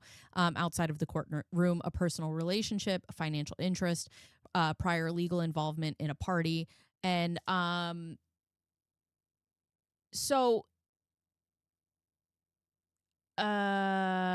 let's see. Now, what I did find is that a judge cannot research any facts about the case at all. They shall only consider evidence presented, and this could go to appearance of impropriety. So it's interesting because I feel like he has good points, sometimes not good points, but he has the showing of a point and then he just blows it. So if he's going to say that she Googled this one thing, that's not enough for a biased judge. Respondent, give me your social security number. And he reluctantly did. Then she took a break and she went back in her chambers and she comes back and she goes, oh, you have a criminal charge from Florida. So without ever explaining where that information came from, it doesn't, in neither the Court of Appeals or the Supreme Court of Kentucky's decision, is there any explanation of what exactly the judge did to find that information? And again, so we're speculating about what she did. Did she go back in her chambers and call her dad, who's a cop? Did she consult some online database? We don't know. But we do know that the judge looked at or considered something that was extrajudicial. And the Supreme Court of Kentucky said, absolutely not, after the Court of Appeals ruled against the guy. So exactly our case. No? No? Why? The structural error in Marchese was the judge's failure to recuse. It says it right there. Right. Correct. It says it. Right. Yeah. Right. It was the failure to recuse. Right. Recusal and my notice of change of judge for cause is the same exact thing. I agree. I agree with that. Okay. So, yeah. and Mata did not, well, the issue of whether the misconduct happened can lead to recusal, but it also is just a due process violation. Just call it something else. It's just a due process violation. And if a judge violates your due process rights, that is a ground to appeal. But putting a single fact that is really neither here nor there into a 13-page finding of facts that didn't have evidentiary support at trial is not that. It is not grounds for recusal. So it's one fact. I mean, if he had more facts to prove bias, then this would be a different story. But he has one minor fact that's not going to prove it. Where did that information come from? I don't know. So have you been able to prove though? Your big thing on Mata is she went to my blog, she got it from somewhere else because it wasn't a deposition. But you haven't been able to prove. It's still your assumption and you're just guessing. Right. No, you're flipping that. You're taking the inverse of the correct rule. The correct rule is, did she look at something in court that supported that finding? No. So we know that finding had to come from something out of court. It had to. What if it was wrong? What does that mean? What if she put in an incorrect fact? What if she misheard testimony? What if she heard something during a break that she misattributed to something in court? What if she knew because she's right? You have no way to prove that she's doing research outside of the courtroom. Parenthood before. Now, you're still not supposed to introduce extraneous facts. I agree with that. However, every time that happens is not grounds for recusal of a judge. No. Let's say she's just been to Planned Parenthood in Los Angeles herself 5 times. It's still not appropriate for her to include that finding of fact when it had no evidentiary support. And we all agree on that, right? But that's not grounds for recusal. We do not know in Marchese what the judge looked at. And like I said, it could have been that, I mean, what are the realistic options? It's either she went back and went on a computer and consulted some database that she had, or she called a friend in law enforcement, probably the two most likely options. Nothing in Marchese says that I have any obligation to prove exactly how the violation was done. Okay. Right. But if you guys look, if you feel comfortable in saying with a straight face that you don't think I'm right, do you honestly think that Mata didn't go and look at a blog or a post or something? You don't think that happened? It doesn't matter what you think. It's what you can prove, and you cannot prove that. No.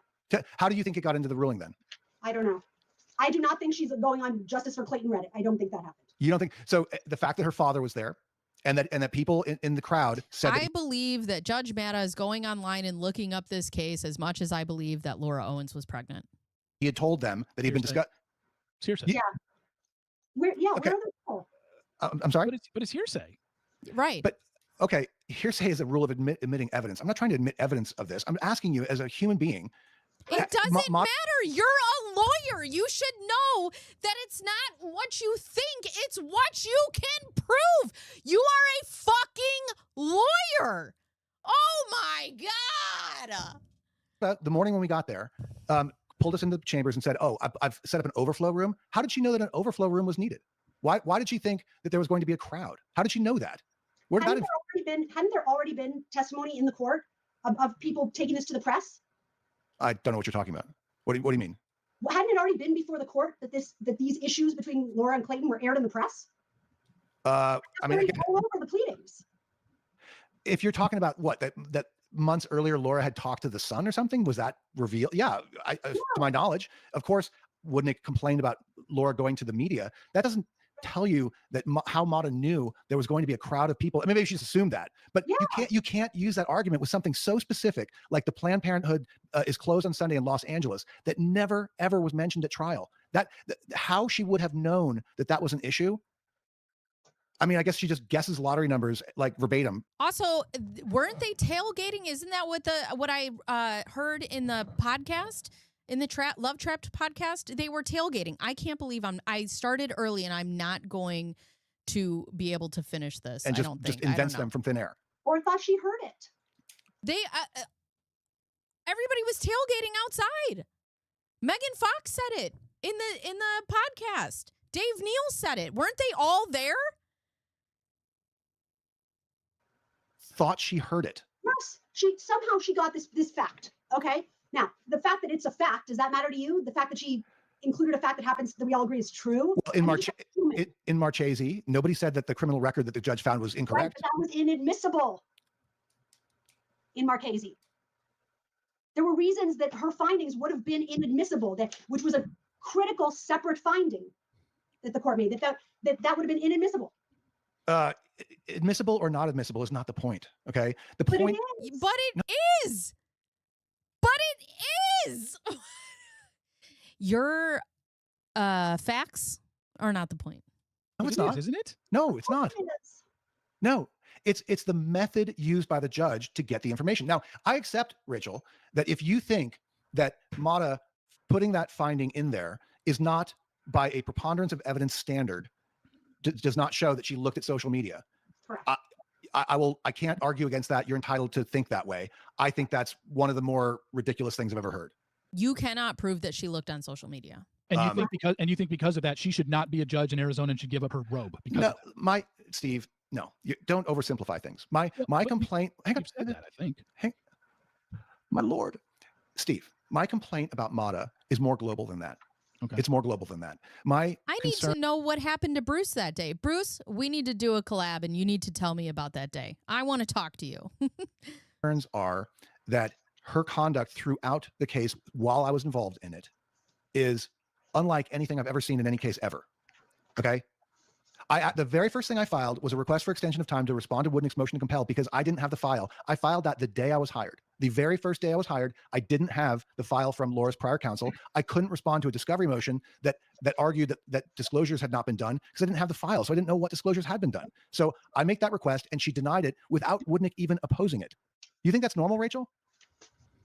I can't say normal, no, but we have plenty of judges here. We have plenty of family law judges here that want to move things along. Okay, responding to a request for sanctions in the form of a motion to compel without giving me the courtesy of a brief extension that I had good cause to request, that's not normal. But look, hang on. That's not the norm. Wait. I would think that's not the norm. Wait, that's issue 1 of 10.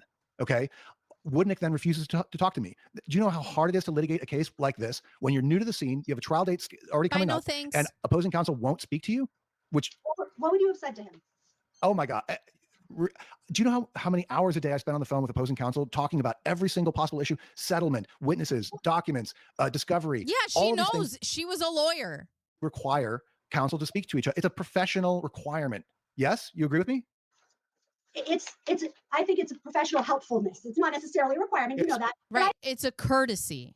I agree. Look, I talk to opposing counsel all the time. Okay. But you don't have to. But what were you going to resolve with them? Right. Laura was already given an opportunity prior to that for a free out. Oh, with a big contingency. Yes. Here, sign this thing in a truth. Yeah. Okay. the fact yeah, is, so hang on. So Yeah. I'm trying to. I'm just saying we're not going to agree on that because you're going to say, well, you think she was lying, and I don't think she is. Like, Steve, what I'm trying to tell you is in my forming of my opinion of Mata, it's not based on this one thing at trial, which is what you're trying to suggest. That is absolutely untrue. It is based on multiple rulings that she made that were completely, in my opinion, groundless, against what the rules require, and prejudicial to us for no apparent reason. That is what led me to say that I don't think she should be a judge, because it looks like she picked her favorite winner, I think sometime early on, and then made rulings to ensure that that guy won. That's what it looked and felt like to me as a participant, and that's not a good feeling. And that, I mean, do you think Laura or her? It's not a good feeling to lose, you guys. I hate losing. It sucks. I don't like it. Family or anyone on our side thinks that the court worked here, that the process was fair here? Of course they don't think that, because Steve, I've literally had JFC people reach out to me and tell me they absolutely see my point with Mata, that they think what Mata did was absolutely disgusting. I've had people that support Clayton reach out to me and say that. I have written DMs on Twitter from people that hate Laura, that think that she lied, and they say, you know what, Mata, still, the way that she did this was not what a judge should be doing. Show 'em. And that's their opinion. Show them. You show everything else on social media. Why aren't you showing that to back up your claims? Know your other qualms with her other than her findings. So I don't know the whole history of the bar complaint. I haven't read her bar complaint against you. I haven't read yours against her. So I can't weigh in on anything. I don't think there was anything improper within that Planned Parenthood thing, but I understand your basis. You have a broader basis for complaining about her. Yeah. And Steve, Steve, you probably know this, but the issue with, you said, well, you know, this fact that she found about Planned Parenthood's business hours, the fact isn't wrong, so it's no big deal, right? That's not the point. The point is, if she was online looking at anything about this case, there's so much negative media, social media about Laura. Who knows what else Mata could have seen? That we don't know that. And that's why this cannot be judged under a harmless error standard, because if we do that, that requires me to show prejudice from what she did. And how can I possibly show what she did when I don't have access to that information? Because I can't depose her. How can I show what she did if I have no proof? Wow. It's almost like we just said that 40 minutes ago. No, all I know is she looked at something that she shouldn't have. And it might have been she looked at 100 things that she shouldn't have. We don't know. We don't know. We don't know. No, but let me ask you a hypothetical. What if she said, "Oh, I Googled what hours Planned Parenthood was open. I shouldn't have done that, but I did it." Okay, let me ask you a hypothetical, because I'll die on this hill. What about when you were talking to Dr. Deans, I believe it was, the female expert witness, right? What about when you asked her the fact that Laura said that she went there anonymously or under a fake name, and Dr. Dean said, I worked for Planned Parenthood, I was on the board, and you absolutely cannot do that. It doesn't matter. The point of the matter is Laura never went to Planned Parenthood. And I found out it was closed. Let me ask you that. If she had said that she did that, which I'm not saying is what happened, but would you still believe? I would make exactly the same argument. And do you know, Rachel, I mean, I don't know how much time you spend. I understand that you have a life, and you have this case is not every minute of your life, right? Nor is it mine. But obviously, one thing that I've brought up is somebody else on this judge complaint website called the Roving Room. Oh, I know the Roving Room. That's one of my biggest issues with you. That you cite the Roving Room as like really good evidence that there's something wrong with Mata. It's the disgruntled, crazy litigants that go in Roving Room. But regardless. Well, you can say what you want. I've represented a lot of websites. I understand people post things that aren't true. I read that comment about Judge Mata ruling against, taking children away from a parent based on a Google search for a snake, is what that person said. That's what they said. But did you follow up on the case? Did you vet it? Did that actually happen? All I can tell you is I reached out to the person that submitted that, and I did not get a response. Okay, that's all I know. That's all I know. Then it's just a troll that it's not a troll that trolls you on Twitter. But what if it's true? But what if it isn't? You haven't proven that it's true. That's like when you say, like, look at the Roving Room. This is proof that there's something wrong with Mata. The Roving Room. This is like me bringing evidence and being like, I'm citing Reddit. Like, like you got to get actual evidence. Every family law judge in Los Angeles, the good ones, the great ones, and the not so good ones, have countless reviews on Roving Room which say, this person took my kids away from me because I'm a man and she hates men. Right. This woman took. I don't believe a single one of those, even for the judges that I don't think are as wonderful as others. Okay, I think that's all BS. Yelp for judges. It's Yelp for judges. Okay, guys, look. And you were using that as a very strong argument against Mata. You kept bringing up that case, like you said, because you had no idea if that case was true, what that person wrote in the Roving Room. And you have no idea that it's not true. And all I'm saying, you based every part of your argument on it. Oh my God! Saying it is true. No, I didn't. I never said that. Okay, but continuing to use it. No, Reddit's been good to me, but I'm just saying, like, imagine if I went into a courtroom and I'm like, oh, I found this. You know what I'm saying. Reddit has been very good to me. I love you, demon lords of Reddit. Oh my God. As an example why Mata sucks, you're basically giving it It's truth. consistent with my contact with her. That it sounded true to me, and it is what I observed myself. It sounded true to me, so I put it into a court document. Man, who does that sound like? Okay. Sounds So- true. Okay. One thing here. Obviously, there's And Steve, we got about 15 minutes left, so if Yeah, we can we kind don't of wrap it up or whatever. something that was brought up in the last video, the video you posted a couple days ago with Laura, the very end. And I just like I presented every question to you, and then you talk, and then Rachel gets 5 to 10 seconds before you sigh. So I want to go to Rachel with this first, but it's because it's something that you said. This came out of your mouth. In the end of the video, you were talking about, Laura, I hope that you never pay Clayton. Mhm. Then you brought up the Trump situation. He Mhm. filed bankruptcy 6 times. He's famous for stiffing creditors. You could file a bankruptcy. Either way, there's no legal requirement for you to post bond if you don't have the money to be collected. And she said, I don't. I want to talk about this for a second, because in the trial, didn't Laura admit to having $200,000? Where did that money go? What do you mean she doesn't have any money? And this whole thing about, I'm just not going to pay? You don't want her to pay? You're telling your client, hey, ignore this payment of $150,000. I need a little more explanation on that. I think a lot of people do. Is that going to Rachel or to me?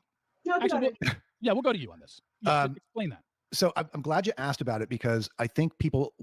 Okay, here's what I'm going to say. And I tweeted to somebody, or I maybe responded on the YouTube comments to somebody that raised the exact same question. What I'm authorized to tell you is Laura does not have any money. Okay, she doesn't. Her income has basically been destroyed, and she blames JFC for this. She says that JFC has harassed her podcast advertisers to the point that they won't work with her anymore. Hi, I just want to let you know that I tried to listen to one of her podcasts before I was in the JFC crew, and I was just trying to get a better feel for who she is. Her podcast sucks. So. And her income is basically zero now. And she never said that she made 200,000. What she said was that was what the podcast made, and she split that with her mom. That's over now. Okay, that source of income is gone. So the 200,000 that she said at the trial, she no longer has for whatever reason. Hi, Ashes. She was saying that was her income from the podcast that she was doing with her mom. The podcast is not podcasting anymore. That you can't. I mean, I suppose you could do a podcast with no advertisers. You're not going to make any money. Okay, so then just correct me That's if I'm not true. I do a podcast with not many advertisers. I've had one sponsorship on this channel. I make monies. wrong here about. I thought the judge asked her, how much do you have in some sort of account at this moment? Didn't they ask her that? And she said 200,000? No, they asked about income, her income. I don't remember. Anyway, Right. Steve, whatever the number was, whatever her income used to be, she doesn't have it now. Okay. her income is zero, basically zero. Her assets, they are what they are. Clayton is entitled to go and look for that. Dude, he can collect his judgment all he wants. That's what the bond that people think that Laura has to post. The posting of a bond is only if you want to stop the plaintiff from collecting. Laura hasn't posted that bond because Clayton, you can't get blood from a stone. You can't get money from people that don't have it. So Steve, look, this has been a friendly conversation, and I don't have any problem with really anything you said, but don't say that I'm encouraging her to ignore an order. That she's not sitting on 10 million in cash, and I'm just saying to her, go hide that. She doesn't have the money. She sent me a screenshot of her bank account the other day. I almost cried. And I feel bad for her. And all I was saying is, if she wanted to, and actually Laura asked me to bring this up, because in her mind, it weighs in her favor. And you probably will see it exactly the opposite, because that seems to be the way we're going through this. I said to her a while ago, just if you file bankruptcy, you don't have to deal with this anymore. You just push that red button on your desk that says, boop, I'm done, bankruptcy. The entire case goes away. Clayton's ability to do anything to her in court anymore stops the minute she files. Girl. What? What?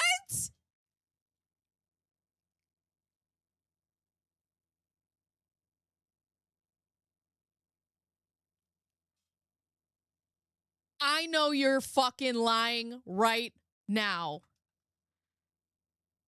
And all I was saying is, if she wanted to, and actually Laura asked me to bring this up, because in her mind, it weighs in her favor. And you probably will see it exactly the opposite, because that seems to be the way we're going through this. I said to her a while ago, just if you file bankruptcy, You don't have to deal with this anymore. You just push that red button on your desk that says, boop, I'm done, bankruptcy. The entire case goes away. Clayton's ability to do anything to her in court anymore stops the minute she files bankruptcy. And she won't do it. And she said, I'm not going to do that, as much as it would bring her relief and it would make my life easier because I'm doing all this work for free, right? People.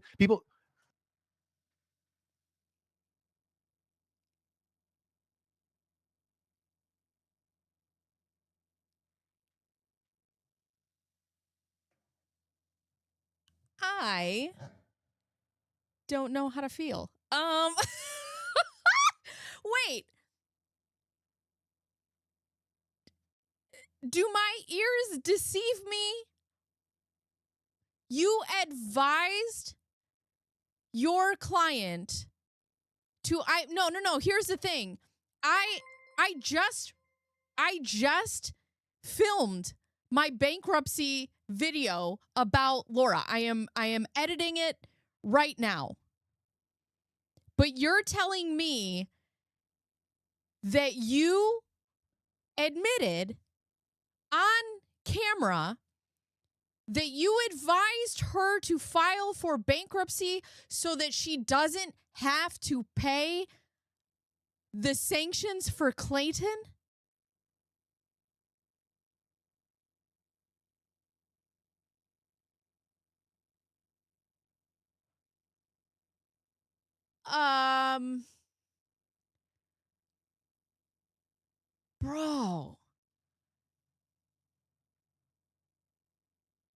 Bro, you said that out loud on camera.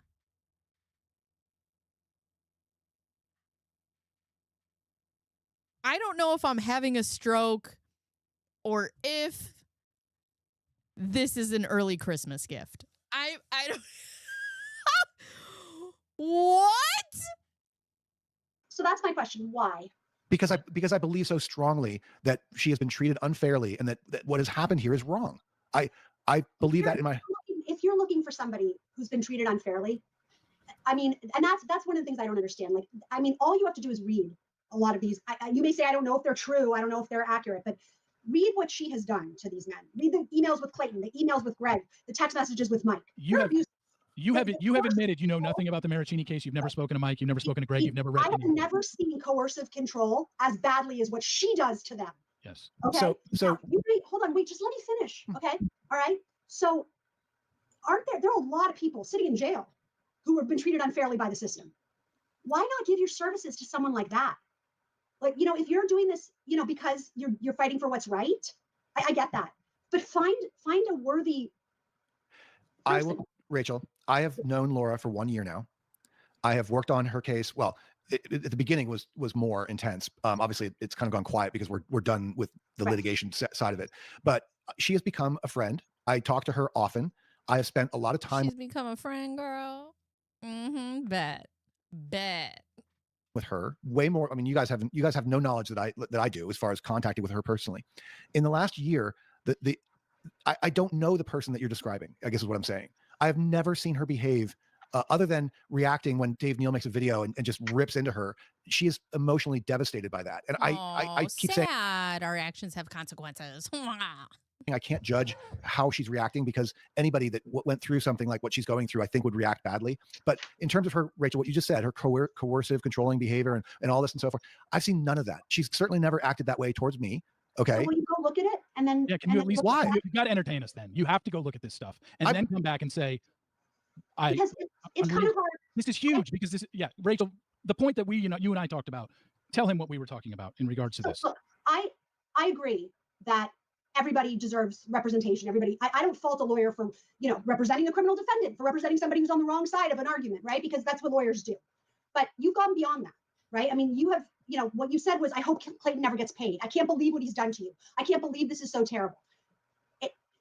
You cannot convince me that they aren't having their own mouth encounters, girl. You cannot convince me otherwise. No way. No way. There's no way this man is working for free. Girl, ain't nothing free. It's so hard. You've given her a platform. You've put her on your videos. You've sort of given her a platform to put forth this victim mindset. I've been victimized by these men. I've been victimized by the system, right? To respond to people making that claim. I mean, I want to read you a sentence, right? I would still get a surgical abortion this week and drop the case if you choose to pursue the relationship you claim to want with me. That is so manipulative. And that's from an email from her to Greg Gillespie that I believe was from her to Greg Gillespie. I can't myself verify that it is, but something that purports to be, right? I mean, why is this a person that you want to put forward and say is deserving of our sympathy because of all the people that have victimized her?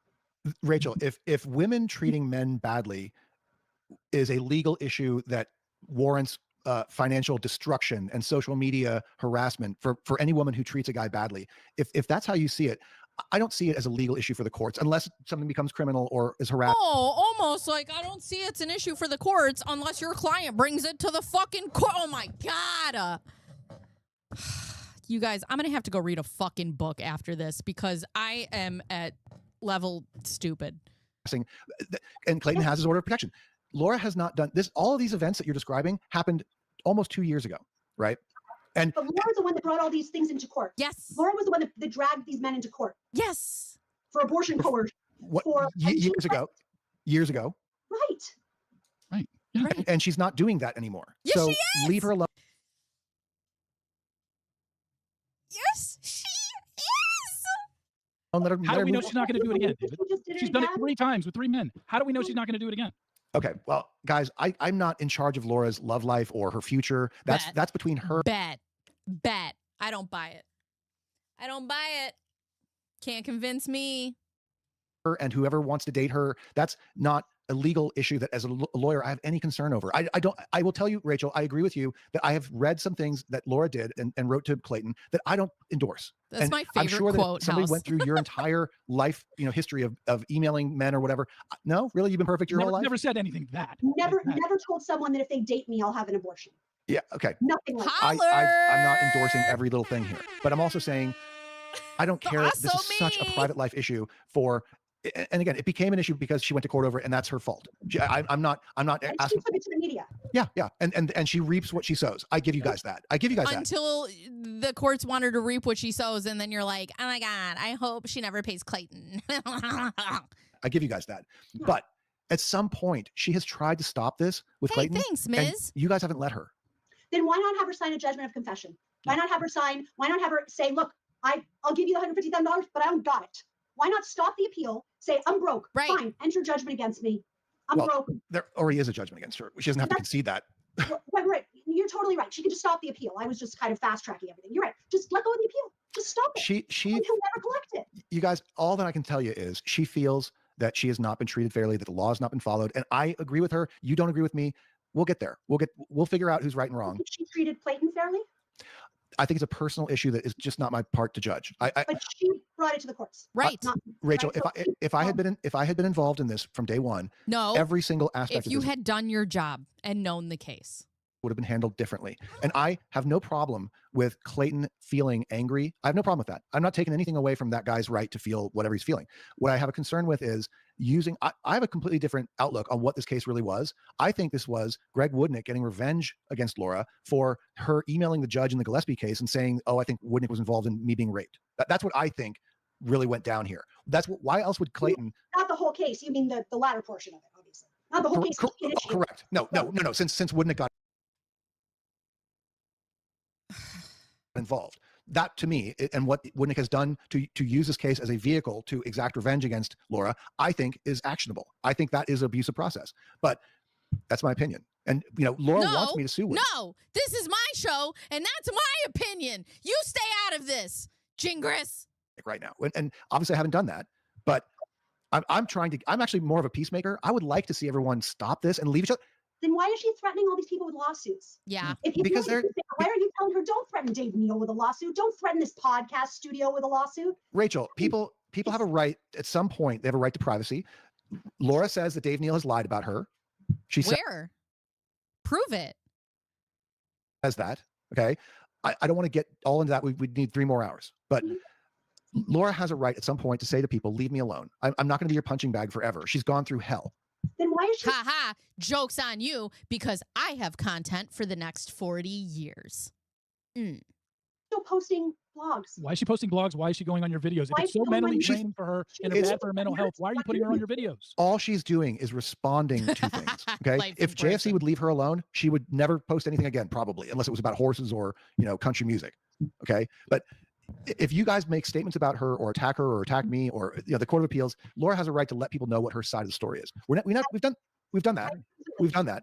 So look, Sure. And people on the internet, listen, if you make yourself a public figure, as Laura Owens has, other people on the internet are allowed to do what they do, whether it's kind or unkind. If people were, if Laura Owens was just out there doing her own thing and people were going after her, that's one thing. That's cyberbullying. But Laura Owens continuously doing bad behavior and people picking all of this up and finding all of this documents and all of this truth and then hating her for it and then talking about it, that's not cyberbullying. They're reporting on her behavior. would like to see, I love cases being resolved. I don't want this to go on for another year. I don't. But Clayton and Woodnick have given us no choice. If they want to talk, well, I don't want to talk to Woodnick. I'm happy to talk to Marcus or anybody else from, I have no problem with those people. I mean, guys, as much as this has been a little bit of a heated debate, I think I'm a reasonable person. I may take positions that you don't agree with, and maybe ultimately I wind up being wrong.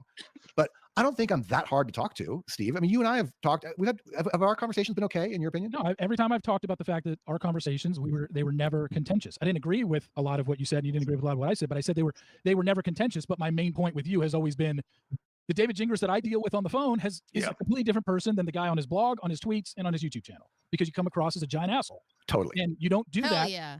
At least in the conversations with me. I think there are people that will watch today's video and get fed up with your sighing and get fed up with your interruptions of Rachel. But that's a completely different thing. But between me and you, our phone conversations have been perfectly fine. But it's just when it gets to it, when I read your tweets, when I read your blog, when I watch your videos, I'm like, he's just a different person. This isn't the guy that I talk to. I got about a 15-minute warning, guys, before I gotta go. Why he takes this persona of chest thumping and I'm always right and you are all idiots and you're all a cult, and you call JFC a cult, and honestly, they have unearthed so much more about this case than you even know. So clearly they're doing something.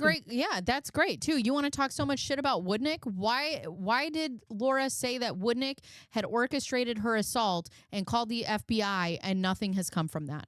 And then when Greg called the FBI, they said they had no idea who he was. What about that?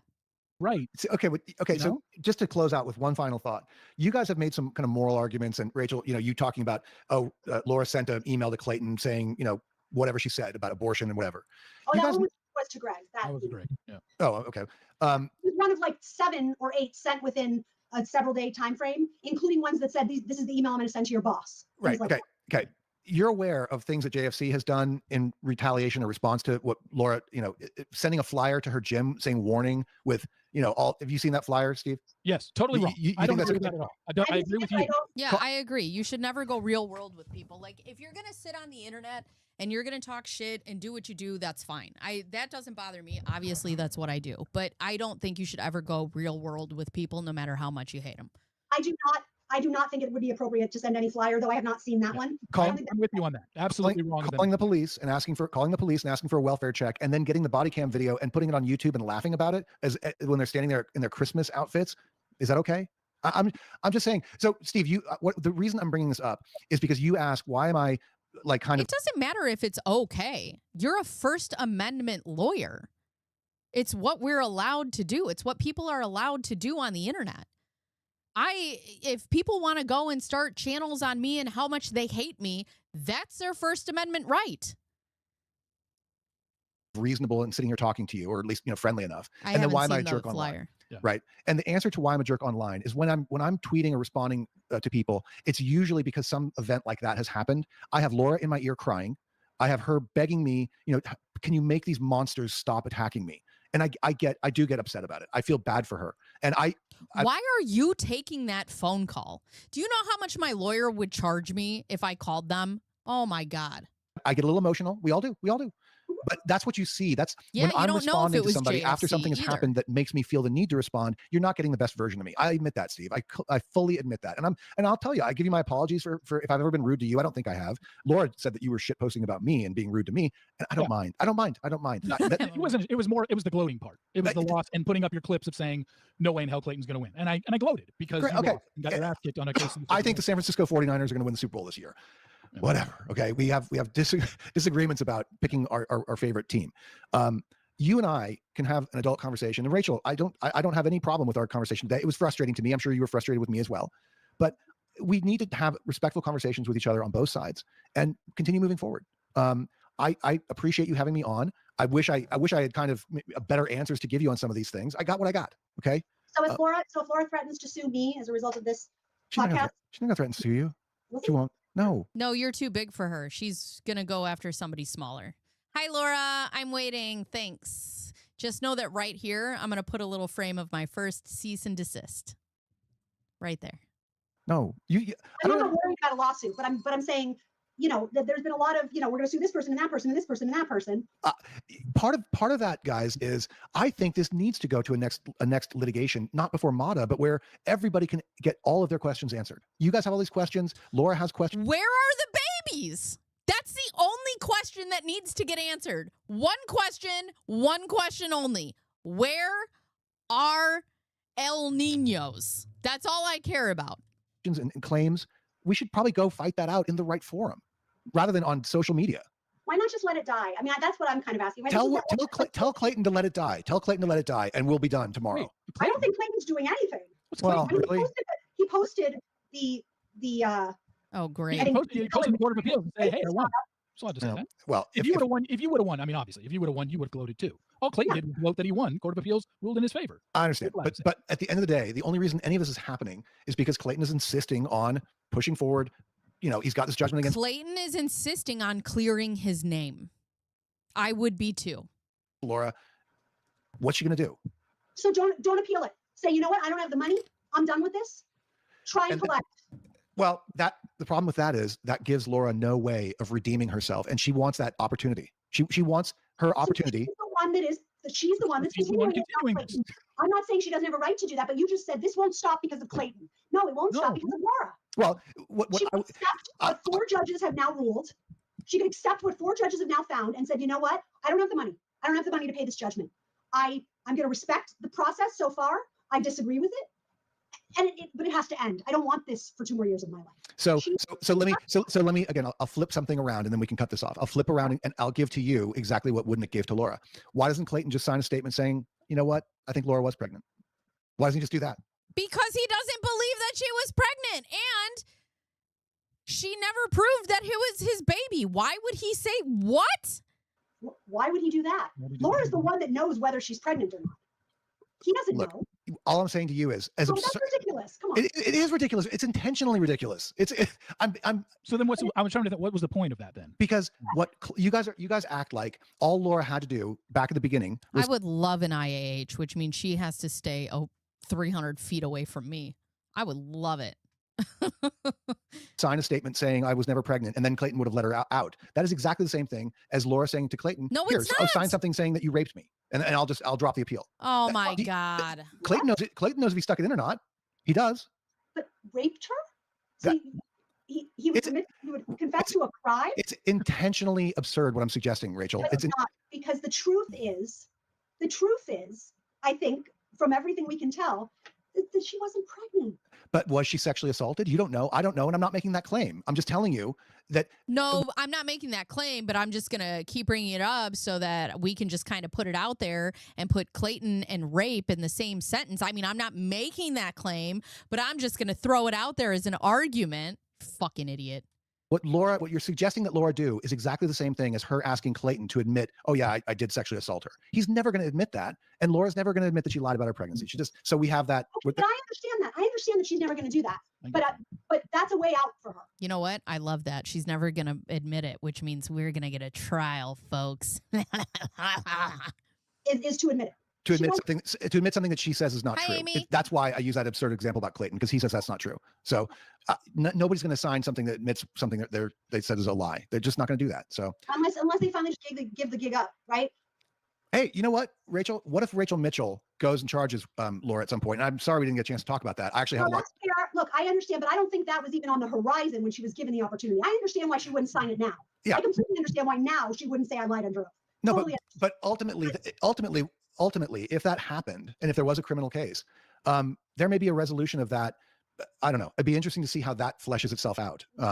In terms of getting all these questions answered. What if Rachel Mitchell has proof that Laura was pregnant? I don't know what that would be. I mean, she's been running around subpoenaing things, apparently. I assume she has. But ultimately, yes, it's just so complicated. I'm just saying we need some closure to this. I'd like to see that happen. If you think that I'm pushing forward with this for anything other than I'm trying to help somebody that I feel needs help, that's all I'm doing. I'm just confused on the last part that we talked about, which was Clayton is continuing this going, you're doing a reconsideration. You're going to file with the Arizona Supreme Court. You're going to file with the U.S. Supreme Court. How is that Clayton continuing this case? And she could let it go without admitting she did anything wrong. She could just stop the appellate process. Just stop. Well, look, Clayton and Woodnick are the ones who wouldn't let Laura drop the petition. They're the ones that dragged her through 6 months of litigation. They're the ones that made her. Laura spent tens of thousands of dollars in attorney's fees. I don't know what Clayton has actually paid Woodnick. I don't think very much. I know it's not $150,000. Go back to what? That's a number that's kind of made up, which is okay. It's okay. But Laura paid me out of pocket for all the trial work. She paid my normal rate. Okay. And it was financially devastating to her. And so to suggest that she just walk away now, she thinks that, everything that has happened to her. Wait, what? DA activity. I'd like to see that happen. If you think that I'm pushing forward with this for anything other than I'm trying to help somebody that I feel needs help, that's all I'm doing. I'm just confused on the last part that we talked about, which was Clayton is continuing this going, you're doing a reconsideration. You're going to file with the Arizona Supreme Court. You're going to file with the U.S. Supreme Court. He let it out that things were being subpoenaed. What? Court. How is that Clayton continuing this case? And she could let it go without admitting she did anything wrong. She could just stop the appellate process. Just stop. Well, look, Clayton and Woodnick are the ones who wouldn't let Laura drop the petition. They're the ones that dragged her through 6 months of litigation. They're the ones that made her. Laura spent tens of thousands of dollars in attorney's fees. I don't know what Clayton has actually paid Woodnick. I don't think very much. I know it's not $150,000. That's a number that's kind of made up, which is okay. It's okay. But Laura paid me out of pocket for all the trial work. She paid my normal rate. Okay. She also brought this to the court. Okay? And it was financially devastating to her. And so to suggest that she just walk away now, she thinks that, everything that has happened to her is illegal and that she should get fees. And, I see it that way too. I know you. So she's basically doing what you criticize Clayton for doing. Perpetuating it just to vindicate oneself. No, the difference is that Laura has actually suffered damage that Clayton didn't suffer. Clayton didn't, when Laura moved to dismiss the petition, Clayton did not have $150,000 in fees. You know that. I agree that he didn't have $150,000 in fees. And Laura does have the actual damages of the fees that she's paid me, which are tens of thousands of dollars. She has the actual damage to her reputation that this has caused from all this ongoing. But Clayton had all of that as well. Which could be remedied in another way. But why are you raising it in support of why you're perpetuating it? Oh, wow. I'm just saying it's no different. I'm saying it, look, Laura has an argument to make and she's making it. But look, if we could find a way to end this thing, I would be the happiest guy in the world. But can't we? Yeah. I don't know. Tell Marcus to call me. Ridiculous. Last thing would just be a request for you, because this is just my request to you. And I'm not even going to talk about changing the behavior online because I don't think you're going to. I'll try. My request. You make the request after I jump off because I got to run. Go. Nice meeting you, Rachel. Nice meeting you. Yeah. And you as well. Bye, guys. All right. Bye, Rachel. So Can somebody send me the thing that he said about her after this? Because I would really like to read that. So he let it slip that there were subpoenas and it was before the raid happened. Wow. That's my request at this point. Oh, wait, there she is. See, okay. I guess that's why I didn't catch it, because I already know that it happened. Would just be you. Hi, Susan. I know you have said like, hey, I was going to say Rachel, the Laura that I've known over the last year is not the Laura that a lot of people online think of her as and whatnot. My only request to you would be, I understand your stance because you've gotten to know Laura, this person, over the last year, but self-admittedly, you don't know anything she did before April of 2024, before you took over. Sure. You know very little. Sure. Very little. So that would be my request is I really, really, and I will send you, I've got them all. I will send you, I want you to read the emails that she sent to Greg and Mike. I want you to read those And it might not be the Laura that you know over the last year, but this is part of Laura's past. And my whole thing with you is, while you staunchly yeah, no, I agree with it. It's just funny because you guys watched all of this happen in real time, and I'm watching it with the backloading of this information. defend your client, the problem is you Hi, self-admittedly don't know what she has done before you took over. So you can't say with 100% certainty, this is Laura Owens. It's the Laura Owens you've known since April of 2024.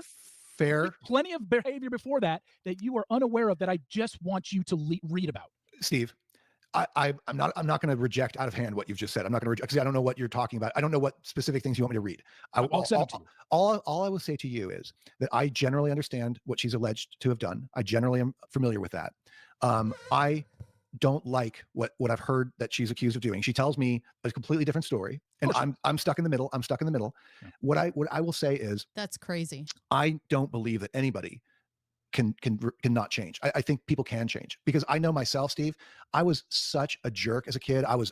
If you think I'm bad now, I was much worse when I was younger. All kinds of trouble, and I've tried to fess up to that and own up to that, because I feel that when you make mistakes and then you admit them and you own them, that's a powerful thing. Okay, and it's something that with regard to Laura, I guess what I'm saying to you is, I'm judging her by what I see right now. Okay, if you send me 1,000, which is still bad behavior. Emails that show that she was really in a bad, acting badly 5 years ago or whatever. I don't know how much weight I can give that when the person I see today is different. And all I'm saying is, she could have gone through a really tough time in her life when she was doing drugs or something. I don't have any knowledge of that, but people go through problem times in their life and they do things that they shouldn't do, and then they emerge from it. And I'm focused on the future. Okay. The past is interesting. I'm not telling you it's not, relevant to anything, but if Laura can get herself to a better place and leave all this behind and not engage in any conduct that looks weird, which is my experience with her, that's what I want to focus on.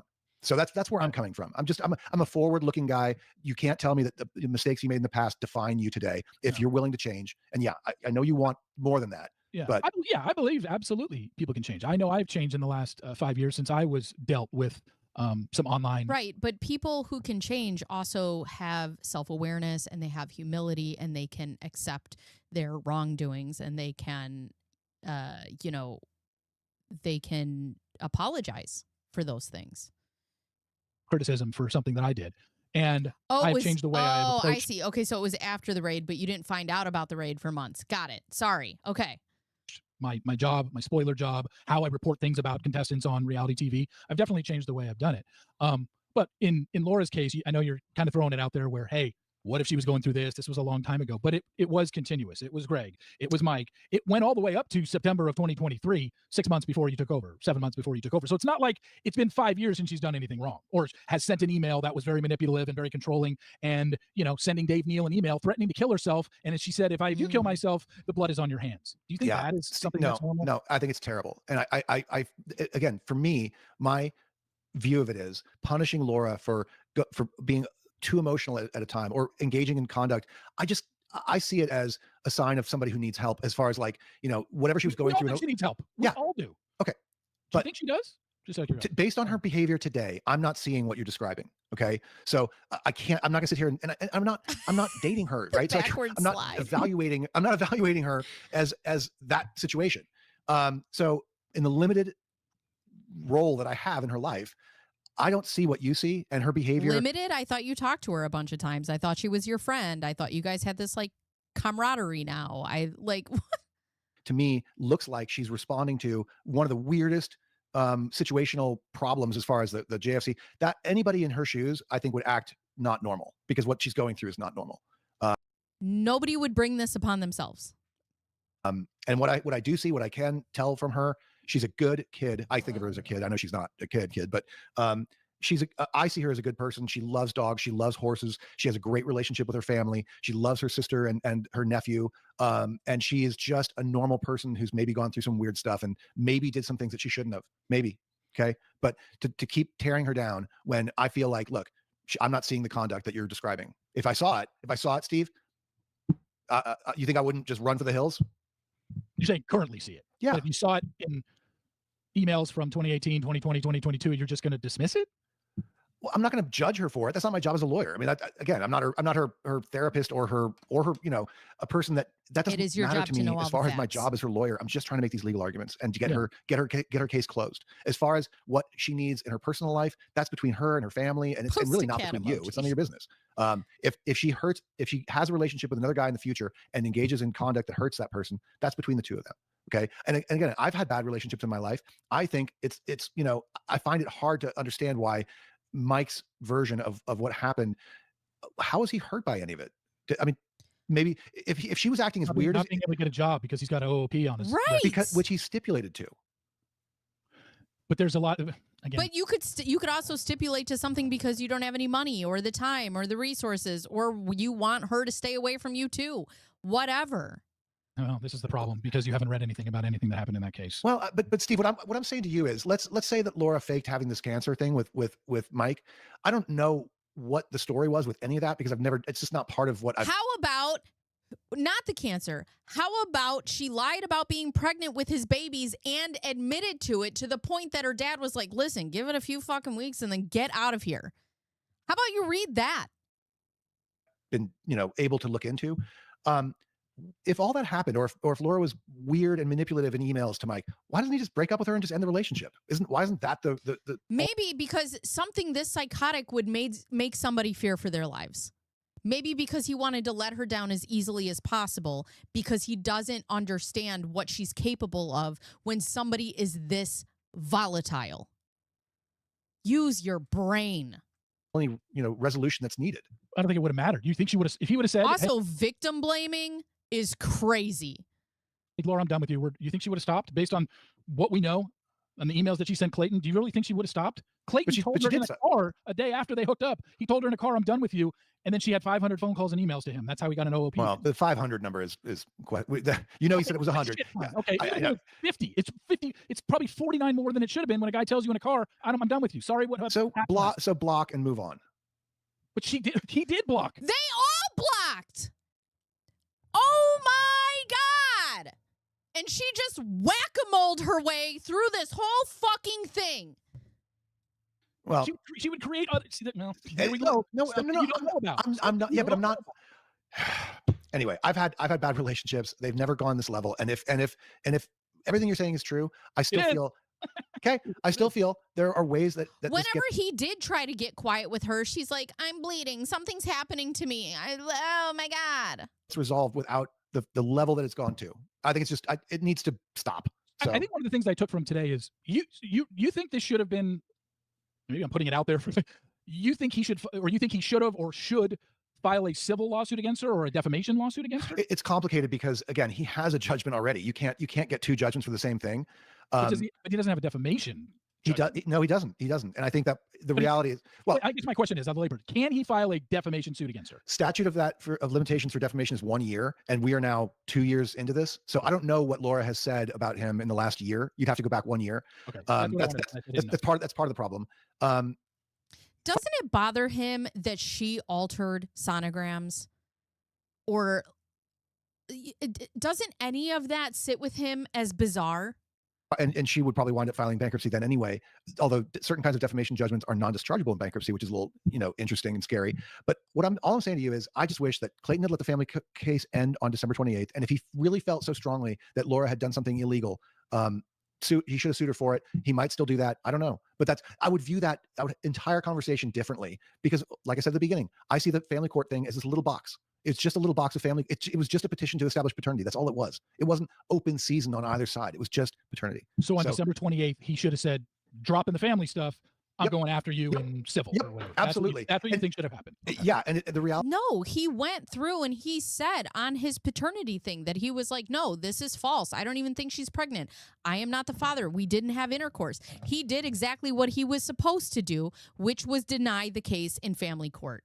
is, and Rachel's gone, so she can't defend this, but the reason that's so important is because in Arizona, if Clayton had sued Laura for defamation, you don't get attorney's fees. You cannot get attorney's fees for civil tort claims like that. But what wound up happening is they kind of ran around it by using this family law thing, but they weren't litigating a family law issue. They weren't litigating a paternity issue anymore. They were litigating something else. Anyway, Rachel wouldn't agree. You kind of, I know you hear where I'm coming from. You don't agree. That's fine.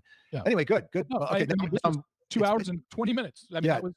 It was a long time. I'm glad that you did come on. Obviously, this will be up on Friday for everyone to watch. I'll send it to you now because I'm not going to. Okay. Well, this was something. My blood pressure is high and my tolerance is low. So with that being said, I have to get going because I have to go take care of my kids. Please let me know in the comment section anything that you want me to cover next week. I will be going live Monday and I will be going live Wednesday. I do have a members only live on Friday. If you guys want to join the members, if you are not already subscribed, please consider doing so. Like, hype, smash your face against the keyboard, do all of the things if you are new here. My name is Bacon Bears. That's my opinion. And let's see. Members will go out on Thursday, which is different. It's not Laura Owens this week because I've run behind because I was on vacation, but I am doing the bankruptcy video and I have one more video and then I think I'm out of content for short form content. But as far as my live streams, I think I'll be covering this for a while because there's nothing else left to summarize in this case, really. So, make sure, okay, good. You guys sent me some stuff. Great. Make sure you guys let me know what you want to see for next week so I can start preparing. You guys have been wonderful. I need a nap. Maybe a high noon. I don't know. You guys are awesome. Bye.